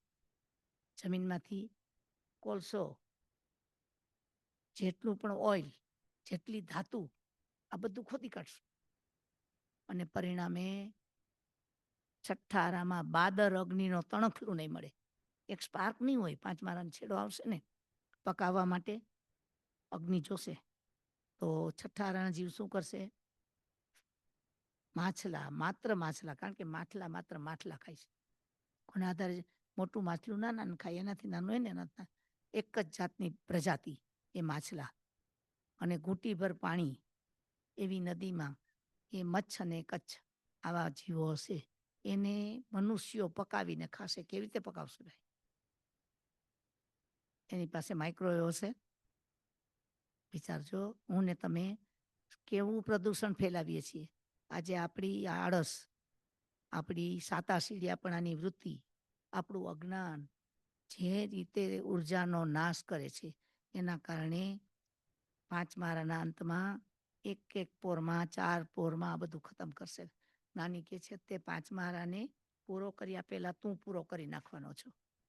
તો જીવનમાં કદર કરીને આપણે આખા આરા ચક્રનો પુરાવો આપણે અત્યારે વર્તમાન જીવનમાં જોઈ રહ્યા છીએ. એનાથી બચવા માટે પૃથ્વી, પાણી, અગ્નિ, વાયુ અને વનસ્પતિ, આ બધા જીવો માટે, પાણી માટે જીન શાસનમાં જે જૈણા કીધી છે એ કેટલી કરવાની ભાઈ? આજે આપણે જે રીતે ને જેટલું પાણી વાપરીએ છીએ એ અધિકાર છે મને ને તમને કે આપણે કદર કરી પાણીની? શું કર્યું ભાઈ?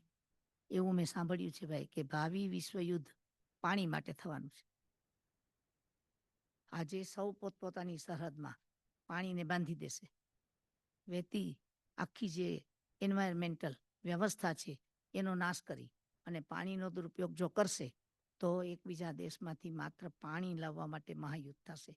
એવા આ કાળની અંદર પૃથ્વી, પાણી, અગ્નિ, ઉર્જા બાળવા માટે શું જોઈએ ભાઈ? પેટ્રોલ જોઈએ, કોલસો જોઈએ, લાકડા જોઈએ. આજે આપણે શેનો નાશ કરી રહ્યા છીએ? તેની કદર કરી? આજે આપણે ઘરની અંદર બેન ઠંડુ કરવા માટે પણ ઇલેક્ટ્રિસિટી વાપરીએ અને ગરમ કરવા ઇલેક્ટ્રિસિટી વાપરીએ. પાછું થવું છે શું ભાઈ? મહાવિદ્યમાં જઈને સંયમ લેવો છે. અહીંયા કેટલું ટેમ્પરેચર જોઈએ આપણને? પહેલે દિવસે કીધું ને, ગુરુ ભગવાન તો કહે છે કે વર્તમાનના બધા સાલીભદ્રો છે. કઈ રીતે મને તમને સંયમ આવશે? એક પણ પરિસર આપણે ઝીલવા માટે કદર નથી કરી શકતા બેન. તો જીવનમાં ધર્મ ધ્યાન કરવા માટે પહેલા કદરદાની શીખવી પડશે. 5 પ્રકારના પૃથ્વી, પાણી, અગ્નિ, વાયુ, વનસ્પતિના જીવોની જૈણા એ જ પરમાત્માની આજ્ઞા છે. આજ્ઞાનો વિચાર કરવો હોય તો શેનો વિચાર કરવાનો? બેફામ જિંદગી, મર્યાદા વિનાની જિંદગી અને માત્ર ને માત્ર એક્સ્ટ્રોવર્ટ જિંદગી. એક નાની વસ્તુ માટે નિકંદન નીકળી જાય એવા આપણા પગલાઓથી બચવાનું છે. વાયુ, અગ્નિ, પૃથ્વી, પાણી, અગ્નિ, વાયુ, આ બધા પંખાઓ, વાયુ કાંઈના કતલખાના છે કે નથી ભાઈ? તો ઘરમાંથી બહાર નીકળે ને તો ઘરને ઠંડુ રાખવા માટે પંખા મૂકતા જાય ચાલુ, કે પાછા બહારથી આવીએ ને ત્યારે રૂમ થોડો ઠંડો રહે.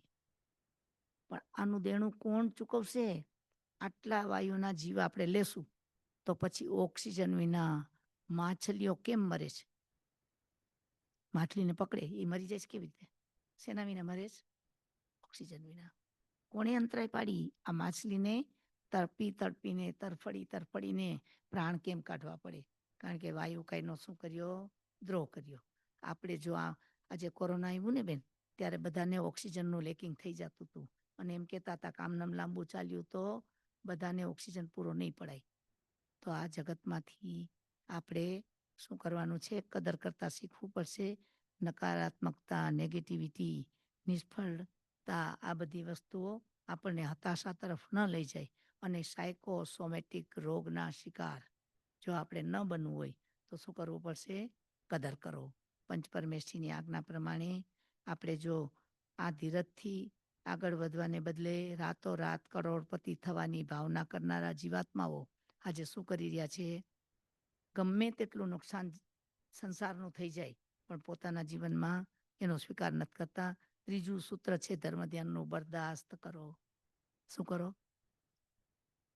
આજે તમે કોઈને કહેશો ને સહન કરો તો કે ભાઈ હું શું કામ સહન કરું? મારી પાસે બધું છે. Why should I? શું કામ આપણે સહન કરવું ભાઈ? જે કંઈ તને સહન કરવાનું આવે છે એ કોનું કર્મ છે? તે કર્મને સહન કરીને પૂરું કરવું છે કે કેરી ફોરવર્ડ કરવું છે? નાની કે છે થોડુંક તો સહન કરતા શીખ. આપણે તમે તમારા જીવનમાં સવારથી ઉઠીને રાત સુધીમાં ક્યાં કર્મના ઉદયનો સ્વીકાર કર્યો એની ડાયરી બનાવજો. એક દિવસ પાણી ન આવવાનું હોય તો આખું ઘર ગાંડું થઈ જાય બેન. આજે રાજસ્થાન વગેરે રણના કેટલાય પ્રદેશો એવા છે કે જ્યાં પાણી માટે શું કરવું પડે છે, માઇલોના માઇલો પીવાનું પાણી ગોતવા માટે નીકળવું પડે છે. તો મને ને તમને પ્રિવિલેજ છે, આ આપણો અધિકાર નથી પાણી વેડફવાનો. તો પૃથ્વી, પાણી, અગ્નિ, વાયુ અને વનસ્પતિ. વનસ્પતિમાં આપણે વર્તમાન જીવનમાં મૂળિયાઓ પણ ખોદીને ખાઈ જઈએ છીએ. એને તો જીવાડો. નવું ઝાડ બનશે તો શેમાંથી બનશે? મૂળમાંથી બનશે. જ્યારે આજે સીડ બધા ખાઈ જવા છે, મૂળિયા બધા ખાઈ જવા છે, છાલ બધી વાપરી નાખવી છે, પાછા કે એમાં ફાઈબર બહુ હોય. આપણા વડીલો, તમે સફરજન વગેરેની છાલ હતી બેન, એ સામાન્ય રીતે કોણ ખાતા? પ્રાણીઓને, બકરાઓને ખાવા બહાર મૂકી દેતા બેન. એના પેટ ભરાઈ જતા. અને આપણા માટે ભલે તમે ફાઈબરની વાતો કરો, પણ આટલી હાર્ડ વસ્તુ એ આપણી હોજરીને પચાવવી ઘણી મુશ્કેલ છે. આજે લોટના મેંદા બનાવી નાખ્યા ને એટલે ફાઈબર ગોતવા નીકળવું પડે છે. કોતરાવાળી દાળો કોઈને ગમે નહીં, પાલિશવાળી દાળો કરી નાખી. ખાંડ પણ કેવી બનાવી નાખી, ગોળની સિસ્ટમ આખી બદલી નાખી. તો જ્ઞાની આપણા જીવનમાં કહે છે ધર્મ ધ્યાન જુદો દ્રષ્ટિકોણ આપે છે. એટલે આપણા જીવનની અંદર બરદાસ્ત નહીં કરી શકીએ તો આપણે ભવિષ્યમાં બેંકરપ્ટ થઈ જતા વાર નહીં લાગે. ધર્મ ધ્યાન જુદો દ્રષ્ટિકોણ કઈ રીતે આપે છે ભાઈ? બરદાસ્ત કરો. મૈણા સુંદરીને પિતાએ કોઢિયાના હાથમાં આપી દીધી. આજે તમે બધા માં છો ને બેન, તમારી દીકરીને આવું એના બાપે કર્યું હોય તો તમે શું કહો? બાપ છે કે રાક્ષસ? તો આજે મૈણાનું ચરિત્ર ગુરુ ભગવંતોના મુખે પાટ ઉપરથી વંચાતું હોત. નથી એસ્કેપ કર્યું, નથી બ્લેમ કર્યું. ત્યારે હું ને તમે જ્યારે કર્મનો ઉદય આવે ત્યારે કાં તો એમાંથી એસ્કેપ કરીએ છીએ અને કાં તો બીજા ઉપર બ્લેમ કરીએ છીએ. ત્યારે જ્ઞાની મને ને તમને કે તમે 22 પરીક્ષાનું અધ્યયન વાંચ્યું છે ભાઈ? ઉત્તરાધ્યનજી આગમ, બીજું અધ્યયન પરિસહ વિવક્તિ, પરિસહનો જય, પરિસહથી જુદા થવું. કઈ રીતે? પરિસહ સહન કરવાની ચીજ નથી. પરિસહ સહન કરીને છૂટો પાડી દેવાનો ભાવ છે. સહન તો હાલો વ્યવહારથી એમ કહેવાય ને બેન, સહન કરો, સહન કરવું એ ધર્મ છે. કબૂલ? તો નારકીના જીવો સહન કરે છે કે નહીં? સ્થાવરના જીવો સહન કરે છે કે નહીં? તિર્યંતના જીવો સહન કરે છે કે નહીં? તો સહન કર્યું તો મુક્ત થઈ ગયા. સહન કરવાનું નથી, જીતી જવાનું છે. માત્ર સહન કરવાનું નથી, સહન કરતા કરતા એની અંદરમાંથી શું કરવાનું છે? અપલિફ્ટ થવાનું છે. એટલે પરમાત્માએ પરિસહ સહન કરવાનું માત્ર નથી કીધું, પરિસહ એકવાર એવી રીતે સહન કર કે એનું ફરીથી નવું તારી સાથેનું જોડાણ ક્યારેય ન થાય. ત્યાં ખતમ કર, એની નિર્જરા કર. શું કીધું? જે કર્મ ઉદયમાં આવ્યું છે એ ભૂખ લાગી, ખાવાનું ન મળ્યું, સ્વામી વાત્સલ્ય છે, સંજમણ છે, અને કલાક એક લેટ થઈ ગયું. હવે આપણે સહન તો કર્યું, પણ સાથે ભૂખનું કર્મ ખતમ કર્યું કે નવું બાંધ્યું? કેટલા આકુળ વ્યાકુળ થયા. આ આર્ત ધ્યાન ને રૌદ્ર ધ્યાન અને ઉદયનો સ્વીકાર તો ધર્મ ધ્યાન. આજે મારો ઉદય એવો છે કે મારી 12 વાગ્યે જમવાની ઈચ્છા હતી, પણ મને 1 વાગ્યા પહેલા કે 1:30 વાગ્યા પહેલા મળે એમ નથી. અને એ રીતે સહન કર્યું તો પરિણામે શું બની ગયું? પોરસી લઈ લ્યો, 1 કલાકનું પચખાણ લઈ લ્યો, તપ બની ગયું. સહન કરવાની રીત જ્ઞાની બતાવે છે. તો બરદાસ્ત કરવું એનો અર્થ સહી લેવું કે વેઠી લેવું નથી. એ તો કીધું ને, સ્થાવરના જીવો, અજ્ઞાન જીવો, નારકીના જીવો બધા સહન કરે છે. ત્યારે જીનેશ્વરના માર્ગનો સહન કરવાનો જે વિકલ્પ આપણને આપ્યો છે એને 22 પરીક્ષામાં બતાવ્યો છે. ને આપણા જીવનની અંદર આપણે એક પણ પરીક્ષા સહન કરવા તૈયાર નથી. આપણે એમાંથી હંમેશા એસ્કેપ કરીએ અથવા તો પ્રતિકાર કરીએ છીએ. અને કોઈ પણ વસ્તુનો એસ્કેપ કરવો અથવા પ્રતિકાર કરવો એટલે રૌદ્ર ધ્યાન. હિંસાનુબંધી, વૃષાનુબંધી, સ્તેયાનુબંધી, સંરક્ષણાનુબંધી એટલે પરિગ્રહ. જુઓ, જે આપણે રૌદ્ર ધ્યાન શું કીધું? ઉદયનો પ્રતિકાર. ધર્મ ધ્યાનમાં ઉદયનો સ્વીકાર અને આ રૌદ્ર ધ્યાનમાં ધર્મનો પ્રતિકાર. આર્ત ધ્યાનમાં તો આકુળ વ્યાકુળ. આ સંસારનું એક પણ આપણને આવેલું પ્રતિકૂળતાનું નિમિત્ત, એમાં આપણે આકુળ વ્યાકુળ થયા કે ન થયા, તો એ શું થયું? આર્ત ધ્યાન. અને એને દૂર કરવાનું અથવા આપણે ભાગી જવાનું, ખસી જવાનું, એ શું થયું? રૌદ્ર ધ્યાન. અને એને સ્વીકારી લેવાનું, તો થયો પરિસહ જય, તો થયું ધર્મ ધ્યાન. તો આવું ધર્મ ધ્યાન કરવા માટે જ્ઞાની આપણને કહે છે કે આખું ધર્મ ધ્યાનની દ્રષ્ટિકોણ લઈને લડવાની ક્રિયા બંધ કર. આજે મૈણાએ લડાઈ નથી કરી. સીતાએ વનવાસમાં જવા વખતે જનક મહારાજાને બોલાવવાની વાત નથી કરી. સીતા રામની સાથે વનવાસમાં ફોર્સફુલી ગયા હતા કે સ્વેચ્છાએ ગયા હતા? એને કાઢી મૂકત ઘરમાંથી. એને કૌશલ્યા કહેત કે તારા હસબન્ડ સાથે તું નીકળી જા. કેવી રીતે ગયા છે ભાઈ? તો એને શું કર્યું? ઉદયનો સ્વીકાર કર્યો. તો આ પ્રકારે આપણે બરદાસ્ત કરો. અને ત્યાર પછી આપણને સમજાવે છે કે બરદાસ્ત કર્યા પછી હવે શું કરવાનું છે ધર્મ ધ્યાનમાં? તો નજરઅંદાજ કરો. કેટલીક વસ્તુ નજરઅંદાજ કરો, ઇગ્નોર કરો. ત્યારે આપણે જીવનમાં શું કરીએ છીએ? એક પણ વસ્તુ આપણે ઇગ્નોર કરવા તૈયાર નથી. એમ કંઈ આવું અત્યારે જાતું કરશું ને તો આપણા માથા ઉપર એ સવાર થઈ જશે. ત્યારે પરમાત્માની સામે કાનમાં ખીલા ઠોકવા આવ્યો ગોવાળિયો. તો ભગવાને એને કેટલું ઇમ્પોર્ટન્સ આપ્યું? ગોસાલકને. ભગવાનની ઉપર તેજોલેશિયા ફેંકી તો ભગવાને ઇગ્નોર કર્યું કે એને ગણીને ગાંઠે બાંધ્યું? તો ધર્મ ધ્યાન કોને કહેવાય? ઇગ્નોર કરો. જેટલું શક્ય હોય એટલું શું કરવાનું છે? આપણે ઇગ્નોર કરવાનું છે. અને 4 વસ્તુ આપણે કીધી ને: બરદાસ્ત કરો, કદર કરો અને નજરઅંદાજ કરો. આ બધી વસ્તુ કરવામાં આપણા જીવનની અંદર જે આપણને માર્ગ બતાવ્યા છે એ માર્ગની અંદર જો આપણે ચાલશું તો પરિસહજય કરશું, ધર્મ ધ્યાન કરશું, માધ્યસ્થ ભાવ પણ કરશું અને આગળ વધીને ધર્મ ધ્યાનના ટકવા માટે ધર્મ ધ્યાન કરો, નજરઅંદાજ કરો તો માધ્યસ્થ ભાવ આવશે. આ તક છોડવા જેવી નથી, દુશ્મનને તો દેખાડી આપીશ. અત્યારે તો હું ચૂપ છું, પણ એક વખત હું દેખાડી આપીશ. આ નજરઅંદાજ કર્યું કે વેરની ગાંઠ બાંધી, તે કયું ધ્યાન થયું? રૌદ્ર ધ્યાન થયું. અરે આપણે તો શું, પણ કોક જવા દઈએ ને કોઈને, એનું દેણું માફ કરી દઈએ અથવા એના બધા અપરાધોને યાદ કર્યા વિના ગળે લગાડે તો બીજાને પેટમાં દુખે કે આને ખબર નથી કે આ શું કરી રહ્યો છે? પોતાના પગ ઉપર કુહાડો મારી રહ્યો છે. વિચારો, આપણા મનમાં આવો વિકલ્પ આવે તે ધર્મ ધ્યાન છે કે કયું ધ્યાન છે? આર્ત અને રૌદ્ર ધ્યાન છે. એટલે આપણા જીવનની અંદર નજરઅંદાજ કરવાથી જ 4 વસ્તુ આપણે બોલ્યા એ પ્રમાણે સબ્ર કર્યું, કદ્ર કર્યું અને નજરઅંદાજ કર્યું. ત્યાર પછી આપણું ધર્મ ધ્યાન શરૂ થશે. એટલે 4 ભાવ વડે નેગેટિવિટી, વેર, અશાંતિ, ઈર્ષા, હિંસા, આ બધા ભાવમાંથી આપણે છૂટી શકશું. એના માટે આધારમાં આપણને 4 અવલંબન આપ્યા છે. આજ્ઞાનો વિચાર કરજે, કેરી ફોરવર્ડ કરીશ તો અનંત ગણું થઈને આવશે. આજે આપણા જીવનની અંદર તમને પેલું દ્રષ્ટાંત યાદ છે બેન કે હું મારી આવતી પેઢીને, મારા જનરેશનને શું કરું? મદદ કરું. આજે આપણા વ્યવહારમાં આપણી શરીર સારું રહીએ, મારો પરિવાર સુખી રહે.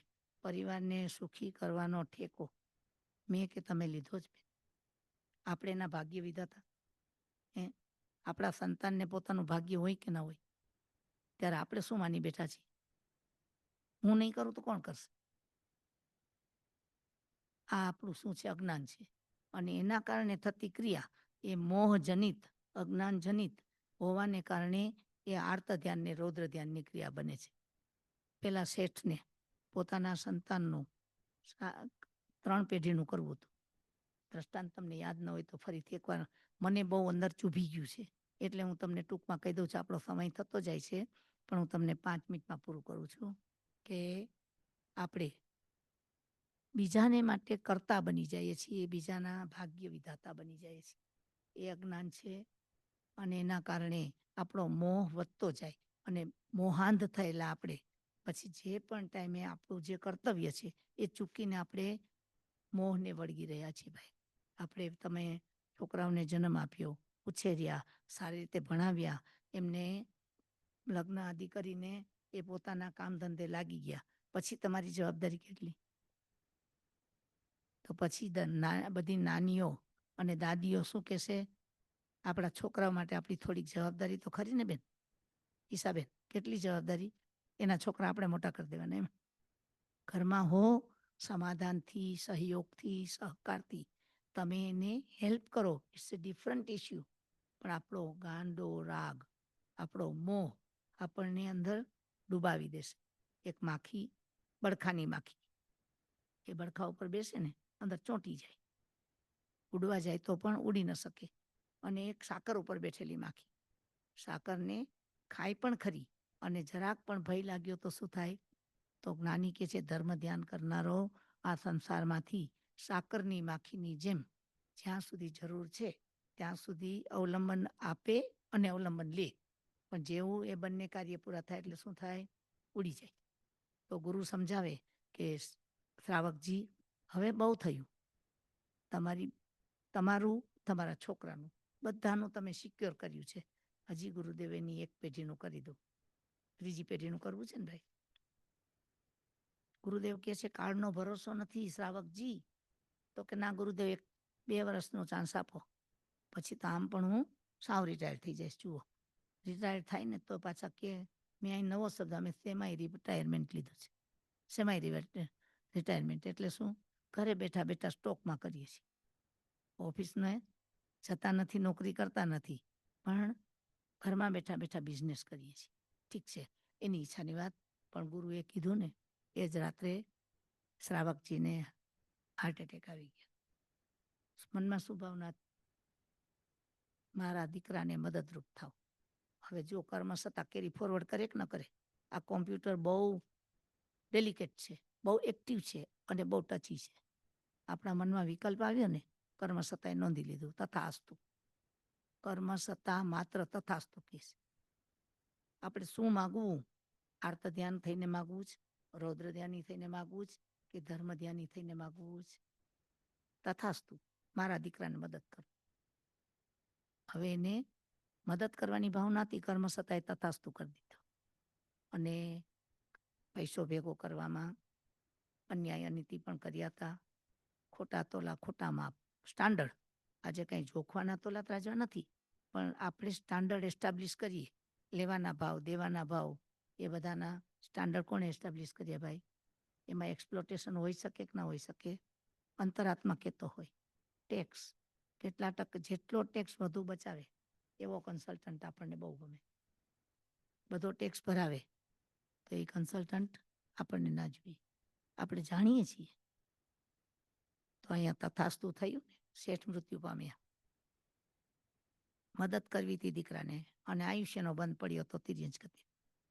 દીકરાના ખેતરમાં બળદ બને છે, ગાયના પેટે વાછરડું બનીને જન્મ્યો. પોતાનું ખેતર, પોતાની ગાય, એનું વાછરડું. હવે આ વાછરડાને શું ખાવા મળે ભાઈ? ઘરમાંથી દૂધના બોગરણા ભરીને ગાયના બચ્ચાને પાયું હશે. ઘાસચારો, એમાંય પાછો બળદ, દૂધ તો દેવાનો નથી. ખેતી ખેડાવી, સૂકું ઘાસ ખાઈને હળ ખેડે છે. ઉપરથી પરોણા ઊભો રહી જાય તો ફટકા પણ પડે છે. શું કરે? ધારા ચાલુ છે, દીકરાને મદદ કરવું એટલે મદદ કરો, ખેતર ખેડો એનું.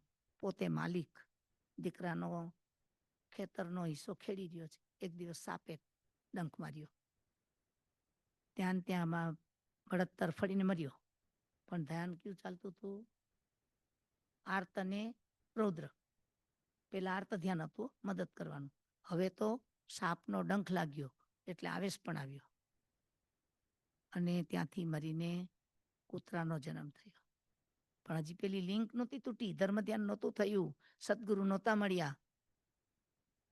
વાયણા પૂછણા પર્યટના અનુપેહા, ક્યાં બિલાડીના ભાવમાં કરશું, કૂતરાના ભાવમાં કરશું, બળદિયાના ભાવમાં કરશું, ક્યાં કરશું? મરીને કૂતરો થયો. કૂતરું ક્યાં થયું? દીકરાના ઘરનું રખોપું કરે છે. ડેલીએ એક કૂતરી બેઠી રહેતી, સૂકા રોટલા ખાય, બટકું ટુકડો મળે, અને ઘરમાં કોઈ ગુસ્સો આવે તો શું કરે કૂતરું? કોને શીખડાવ્યું એને? રક્ષા કરવાનું કોને શીખડાવ્યું? પોતાની ભાવનાએ. કૂતરો થયો, હજી 6 વર્ષ પૂરા નથી થયા, 1.5 વર્ષનું કાળજયો છે, બળદમાંથી કૂતરો થયો છે. હવે પોતાનો એટલે બાપનો પુણ્ય તિથિનો દિવસ આવ્યો, કૂતરો બહાર બેઠો છે, ઘરમાં મીઠાઈના ટોપલા આવ્યા છે, કુટુંબીઓને બધાને જમવા બોલાવ્યા છે. 2 દિવસનો ભૂખ્યો કૂતરો, સુગંધ આવે છે, દોડીને ઘરમાં ઘૂસવા જાય છે. મીઠાઈની ટોકરીઓ પડી હોય અને કૂતરાની સુગંધ આવે, એ પોતાની જાતને કંટ્રોલ કરી શકે? આપણે પણ ઘરમાં ઘણા દિવસ થયા બહાર ન નીકળ્યા હોય અને ટીવી ખોલ્યું હોય અને પછી પીઝાની બધાની એડવર્ટાઇઝ આવે, એટલે શું કે હવે આજે કાંઈ રસોઈ નહીં કરીએ તો ચાલશે, શું કરી લેશું? પીઝા ઓર્ડર કરી દેશું. વિચાર કરજો. ત્યારે આ તો કૂતરો દોડ્યો અંદર અને એક ટોકરીમાં મોઢું નાખ્યું. પુત્રવધુ જોઈ ગઈ, હાથમાં લાકડી લીધી, કૂતરાને કાઢવા માટે દંડીએ લાકડીનો ઘા કર્યો. કૂતરો જીવન બચાવવા માટે ખુલ્લી ડેલીમાંથી, ખુલ્લા દરવાજામાંથી દોડ્યો, રોડ ઉપર પહોંચ્યો ને ટ્રક ફરી વળી, ત્યાં ને ત્યાં ચગદાઈ ગયો. હવે આ કૂતરાનું ધ્યાન ક્યું હશે? ત્યારે દંડો પડ્યો હશે, હાડકું કદાચ ભાંગ્યું હશે, ભૂખ્યો હતો. એ વખતે એને આર્ત ધ્યાન, રૌદ્ર ધ્યાન આવે કે ધર્મ ધ્યાન આવે? જો પરાકાષ્ઠા વધતી ગઈ ને, પેલા પુત્રને મદદરૂપ થવું હતું, પછી બળદ થઈને ખેતર ખેડતો હતો, એમાં મર્યો ડંખથી, એટલે રૌદ્ર ધ્યાન આવ્યું. એ ડંખના પ્રભાવે એ મરતા મરતા રૌદ્ર ધ્યાનના ભાવે કૂતરો થયો.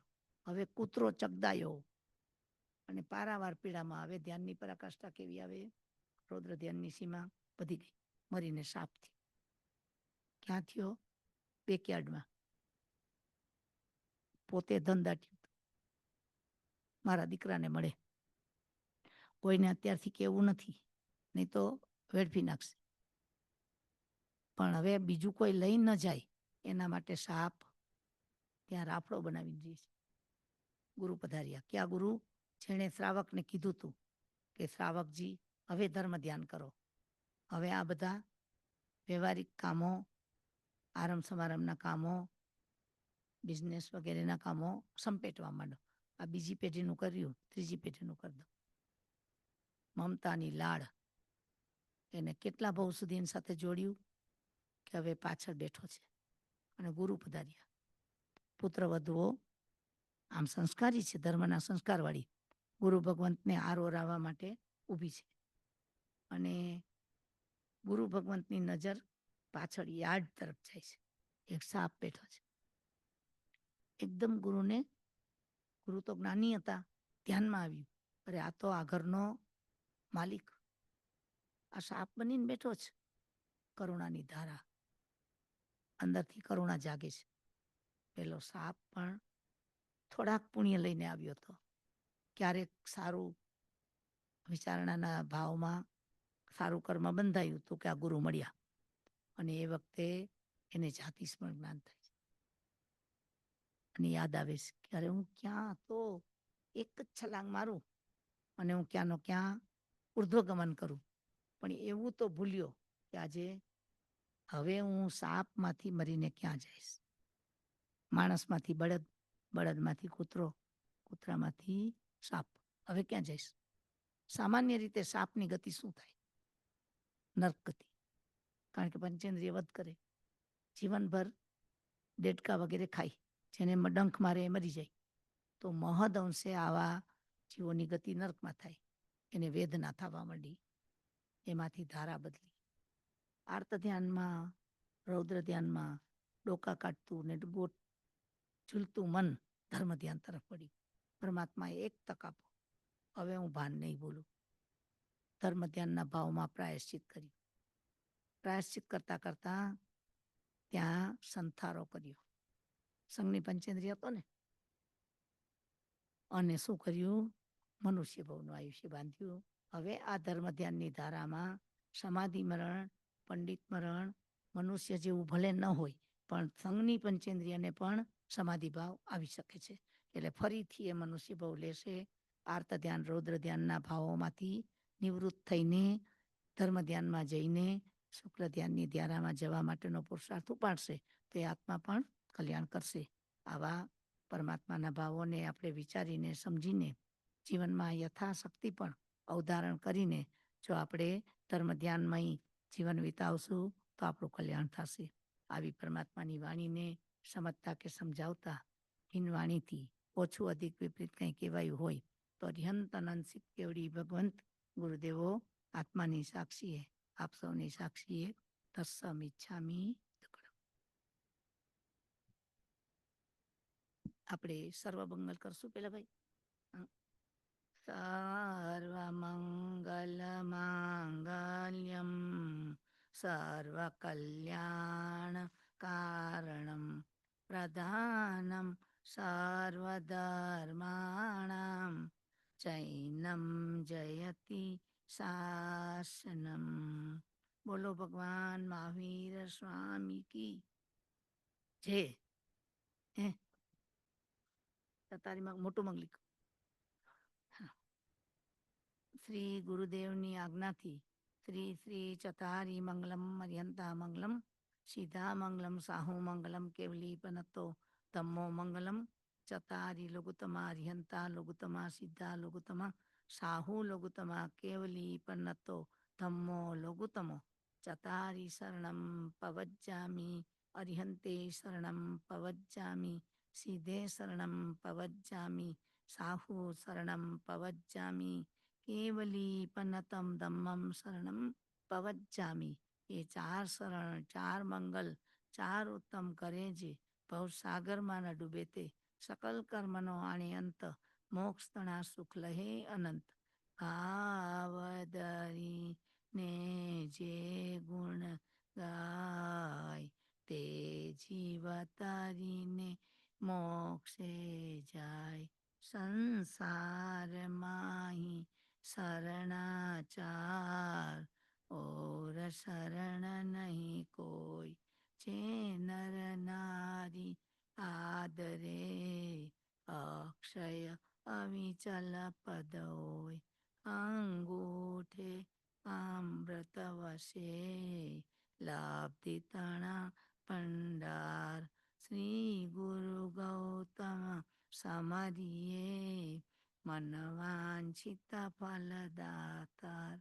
ભાવે ભાવના ભાવીએ ભાવે દીજે દાન. ભાવે ધર્મારતીએ ભાવે કેવળ જ્ઞાન. પ્રભુ ભાવે પદ નિર્વાણ. બોલો ભગવાન મહાવીર સ્વામી કી. જૈન શાસન દેવ કી. સદગુરુ દેવ કી. પ્રણામ. જય જિનેન્દ્ર. ગૌતમભાઈ બંધ કરી દેવું, બંધ કરી. ઓકે. જય જિનેન્દ્ર. ખૂબ ખૂબ ધન્યવાણી. બહુ જ સરસ પ્રવચન હતું તરલાબેન. આ 3 દિવસ તો ક્યાં વાયા ગયા એમને ખબર જ ના પડી. અને હોપફુલી આવતા વર્ષે અમને વધારે દિવસો આપજો. અને આ સાથે હા પર્યુષણ છે. આ સાથે અમારા સંઘ વતી પહેલાં તો અમારાથી કંઈ અવિનય અસાધના અભક્તિ થઈ હોય તો હાથ જોડી માન મોડી મસ્તક નમાવી ભુજો ભુજો કરીને ખમાવીએ છીએ. અને આ સાથે અમારા સંઘની ફૂલ નહીં તો ફૂલની પાખડી સ્વીકાર કરશો જી. વ્યવહારમાં કોઈ પણ પ્રકારે તમારા બધાની સાથે ખૂબ ભાવભર્યું આતિથ્ય માનું છું. દરેક ઘરમાં મને પૂરેપૂરો આદર અને સત્કારપૂર્વક ખૂબ ખૂબ મારી શરીરની અને મારી ઉંમરની કાળજી લેવાય છે. એના માટે હું સકળ સંઘની ઋણી છું. મારી વાણી, વર્તન કે વ્યવહારથી કોઈ પણ પ્રકારે અવિનય સાધના કે કોઈનું પણ જાણીએ કંઈ પણ હૃદય દુભાયું હોય તો ફરી મિચ્છામી દુક્કડમ. આ સાથે couple of what of thanks. ખાસ તો સૌપ્રથમ જીમિતભાઈ મહેતાનો કે 3 દિવસથી આવીને આપણે હી ઇઝ લુકિંગ આફ્ટર એવી ઇક્વિપમેન્ટ, અને એનો એક વન વે રસ્તો અહીંયા આવવાનો 1.25 થી 1.5 કલાક છે, just to let you know. એટલે 3 કલાક, 2.5 થી 3 કલાક જવા આવવાનું એને કરીને. સો જીમિતભાઈ, થેન્ક યુ, ખૂબ ખૂબ અનુમોદના તમારી સેવાની. અને એ સાથે એવરીવન હુ હેઝ હોસ્ટેડ પૂજ્ય તરલાબેન, એ લોકોનો પણ ખાસ આભાર. અને તે સાથે અરુણભાઈ કામદારનો પણ, એમણે પણ મેક શ્યોર કર્યું કે facility is we have AC on. તો સર્વેને ખાસ તમારા બધાની ખૂબ ખૂબ અનુમોદના. ઈલાબેન, સુધીરભાઈ, જાદવજીભાઈ, કુસુમબેન, અને નિશાબેન, અરુણભાઈ, જેમણે હોસ્ટિંગ કર્યા, અનુમાસી, અને આશાબેન. સો બધાનો ખૂબ ખૂબ આભાર. અને આ સાથે હવે આપણે આજનું પ્રવચન અહીંયા સમાપ્ત કરીએ છીએ. અને ખાસ પૂજ્ય તરલાબેનને એમની સારી હેલ્થ માટે અને એમને શુભેચ્છાએ પાઠવીએ છીએ. અને આવતા વર્ષે જલ્દી પાછા આવે એવી આશા સાથે. જય જિનેન્દ્ર. ખૂબ ઉત્સાહપૂર્વક મને ખબર છે કે જ્યારે પણ આવવાનું હોય ત્યારે ગૌતમભાઈના ઘરથી મેં શરૂઆત કરી હતી. વચ્ચે બાની અતિ નાજુક તબિયતને કારણે થોડા વર્ષ જીતુભાઈને ઘરે પણ મારું ઉતરવાનું રહેતું હતું. પણ આતિથ્ય સત્કાર તો તમે બધાએ દર વર્ષે હું તમારા બધાને ઘરે આવી છું. તમે ખૂબ આદર આપ્યો છે. તો ખાસ કરીને શ્વેતાબેન પણ પૂરા વ્યવસાયી હોવા છતાં પણ બિલકુલ કોઈ પણ જાતનો પ્રમાદ કર્યા વિના કે બિલકુલ ભાર રાખ્યા વિના જે રીતે આતિથ્ય સત્કાર કરે છે અને કોઈ પણ જાતના ભાર વિના આપણને જે રીતે ઘરની અંદર સાચવે છે, એના માટે એને જેટલો ધન્યવાદ આપીએ એટલો ઓછો છે. જય જિનેન્દ્ર. જય જીનેન્દ્ર. જય જિનેન્દ્ર.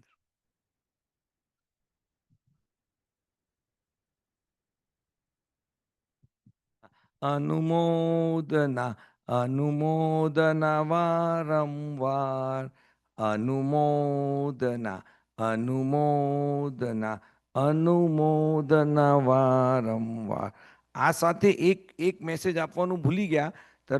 પૂજ્ય તરલાબેનને એક મારે કહેવું છે કે અમે અહીંયા નવું જૈન સેન્ટર બનાવવાના છીએ. તો એ વિશે જરા 2 શબ્દો કહી દે. જો ખાસ કરીને ભાઈ આ વર્તમાન કાળમાં ધર્મને ટકાવવો, આપણી નવી પેઢી માટે એમને પણ ભટકી ન જાય એના માટે આધાર આપવો એ આપણા માટે બહુ જ જરૂરી છે. આખા વિશ્વમાં ભૌતિકવાદનો વંટોળ એવો તો વાઈ રહ્યો છે કે એની ઝપટમાં બધા આવી જાય છે. તો આપણે આપણી નવી પેઢી માટે તન, મન ને ધનથી, જો તમે બધાએ વિદેશમાં વસવા છતાં વિતરાગને ભૂલ્યા નહીં, તો આપણી પાસે આ ધર્મનો વારસો સચવાય એવી પરિસ્થિતિ આપણે નિર્માણ કરી. પણ હવે એની અંદરમાં પણ ઘણા પ્રકારના રિનોવેશનની જરૂર ઊભી થઈ છે. સમયની જરૂરિયાત કહો, મકાનની જરૂરિયાત કહો, કે જે પણ પ્રકારે ધર્મને ટકાવવાના જે અવલંબનો છે એના માટે આપણા ડલાસ જૈન સંઘે વ્યવસ્થા કરી છે. જમીન લેવાઈ ગઈ છે અને હવે એમની ઈચ્છા છે કે આપણે બધા, તમે બધા સક્રિય છો, જુઓ નવી પેઢી અંદર જોડાય અને એ બધું કરે. પણ એની પહેલાં આપણી અનુભવી પેઢી એ આ બનાવે તો એની અંદરમાં એની દૂરંદેશિતા, એનો અનુભવ, એના ઉત્સાહનો આપણને ફાળો મળશે. તો ફરી મારી તમને નમ્ર વિનંતી છે. ગઈકાલે ખાસ દિલીપભાઈ આપણને અપીલ કરી ગયા છે. તો તન, મન ને ધન આ બધી વસ્તુ આપવાની છે, પણ પાયો એનો ધનથી નખાય છે. તમે જાણો છો કે કોઈ પણ વસ્તુ કરવા માટે મનમાં ખૂબ ભાવ છે. શરીરથી પણ કદાચ થોડોક સમય આપવો, પણ ધન વિના સંતાનો માટે ઘણું કર્યું, આપણા પરિવાર માટે ઘણું કર્યું. તો આ જૈન સમાજ પણ આપણો પરિવાર છે અને એમાં આપણી શાસન પ્રભાવના છે. આમાં જે કંઈ આપણે કરશું ને એના કારણે આપણે શું કર્યું કહેવાય ભાઈ, શાસન પ્રભાવક બન્યા કહેવાય.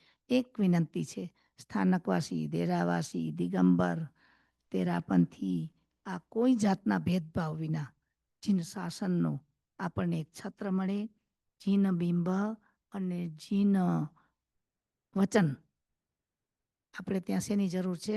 વર્તમાનમાં જે લોકો દેરાસરને માનવાવાળો વર્ગ છે એને જીન બિંબની આવશ્યકતા છે, પણ બાકી બધાને પણ જીન બિંબ માનવાવાળાને પણ જીન શાસનની અને જીન શાસ્ત્રો એની જરૂર છે કે નહીં બેન? તો હંમેશા ધર્મની પ્રવૃત્તિ, સ્વાધ્યાયની પ્રવૃત્તિ, જ્ઞાન ધ્યાનની, પોષા, સંવર, સામાયિક આદિ વ્રતમય પ્રવૃત્તિ, આ બધું કરવાના સ્થાન માટે ઉપાશ્રયનું પણ નિર્માણ થાય અને સાથે સાથે સાથે બેસીને એક જ રૂફ નીચે કોઈ જાતના ભેદભાવ વિના આપણે જ્ઞાન દર્શન ચારિત્ર તપની આરાધના કરી શકીએ, એવું આપણું ધર્મસ્થાન બને એવી હું શુભેચ્છા કરું છું, શુભેચ્છા પાઠવું છું અને આપને અપીલ કરું છું કે વહેલામાં વહેલી તકે આપણા પોતાના હાથે, બધા બોલે ને હાથે ઈ સાથે, પછી આપણી પેઢી વાપરે તો પરિગ્રહ કોણે છોડ્યો કહેવાય? એ છોડ્યો. તમારી કમાઈ, તમારી મહેનત, તમારી મૂડી અને લાભ કોને મળે? જે છોડે એને મળે. તો આપણા હાથે આપણે કંઈક કરીએ એવી ફરી વિનંતી છે. Thank you, તરલાબેન. જય જિનેન્દ્ર. Thank you.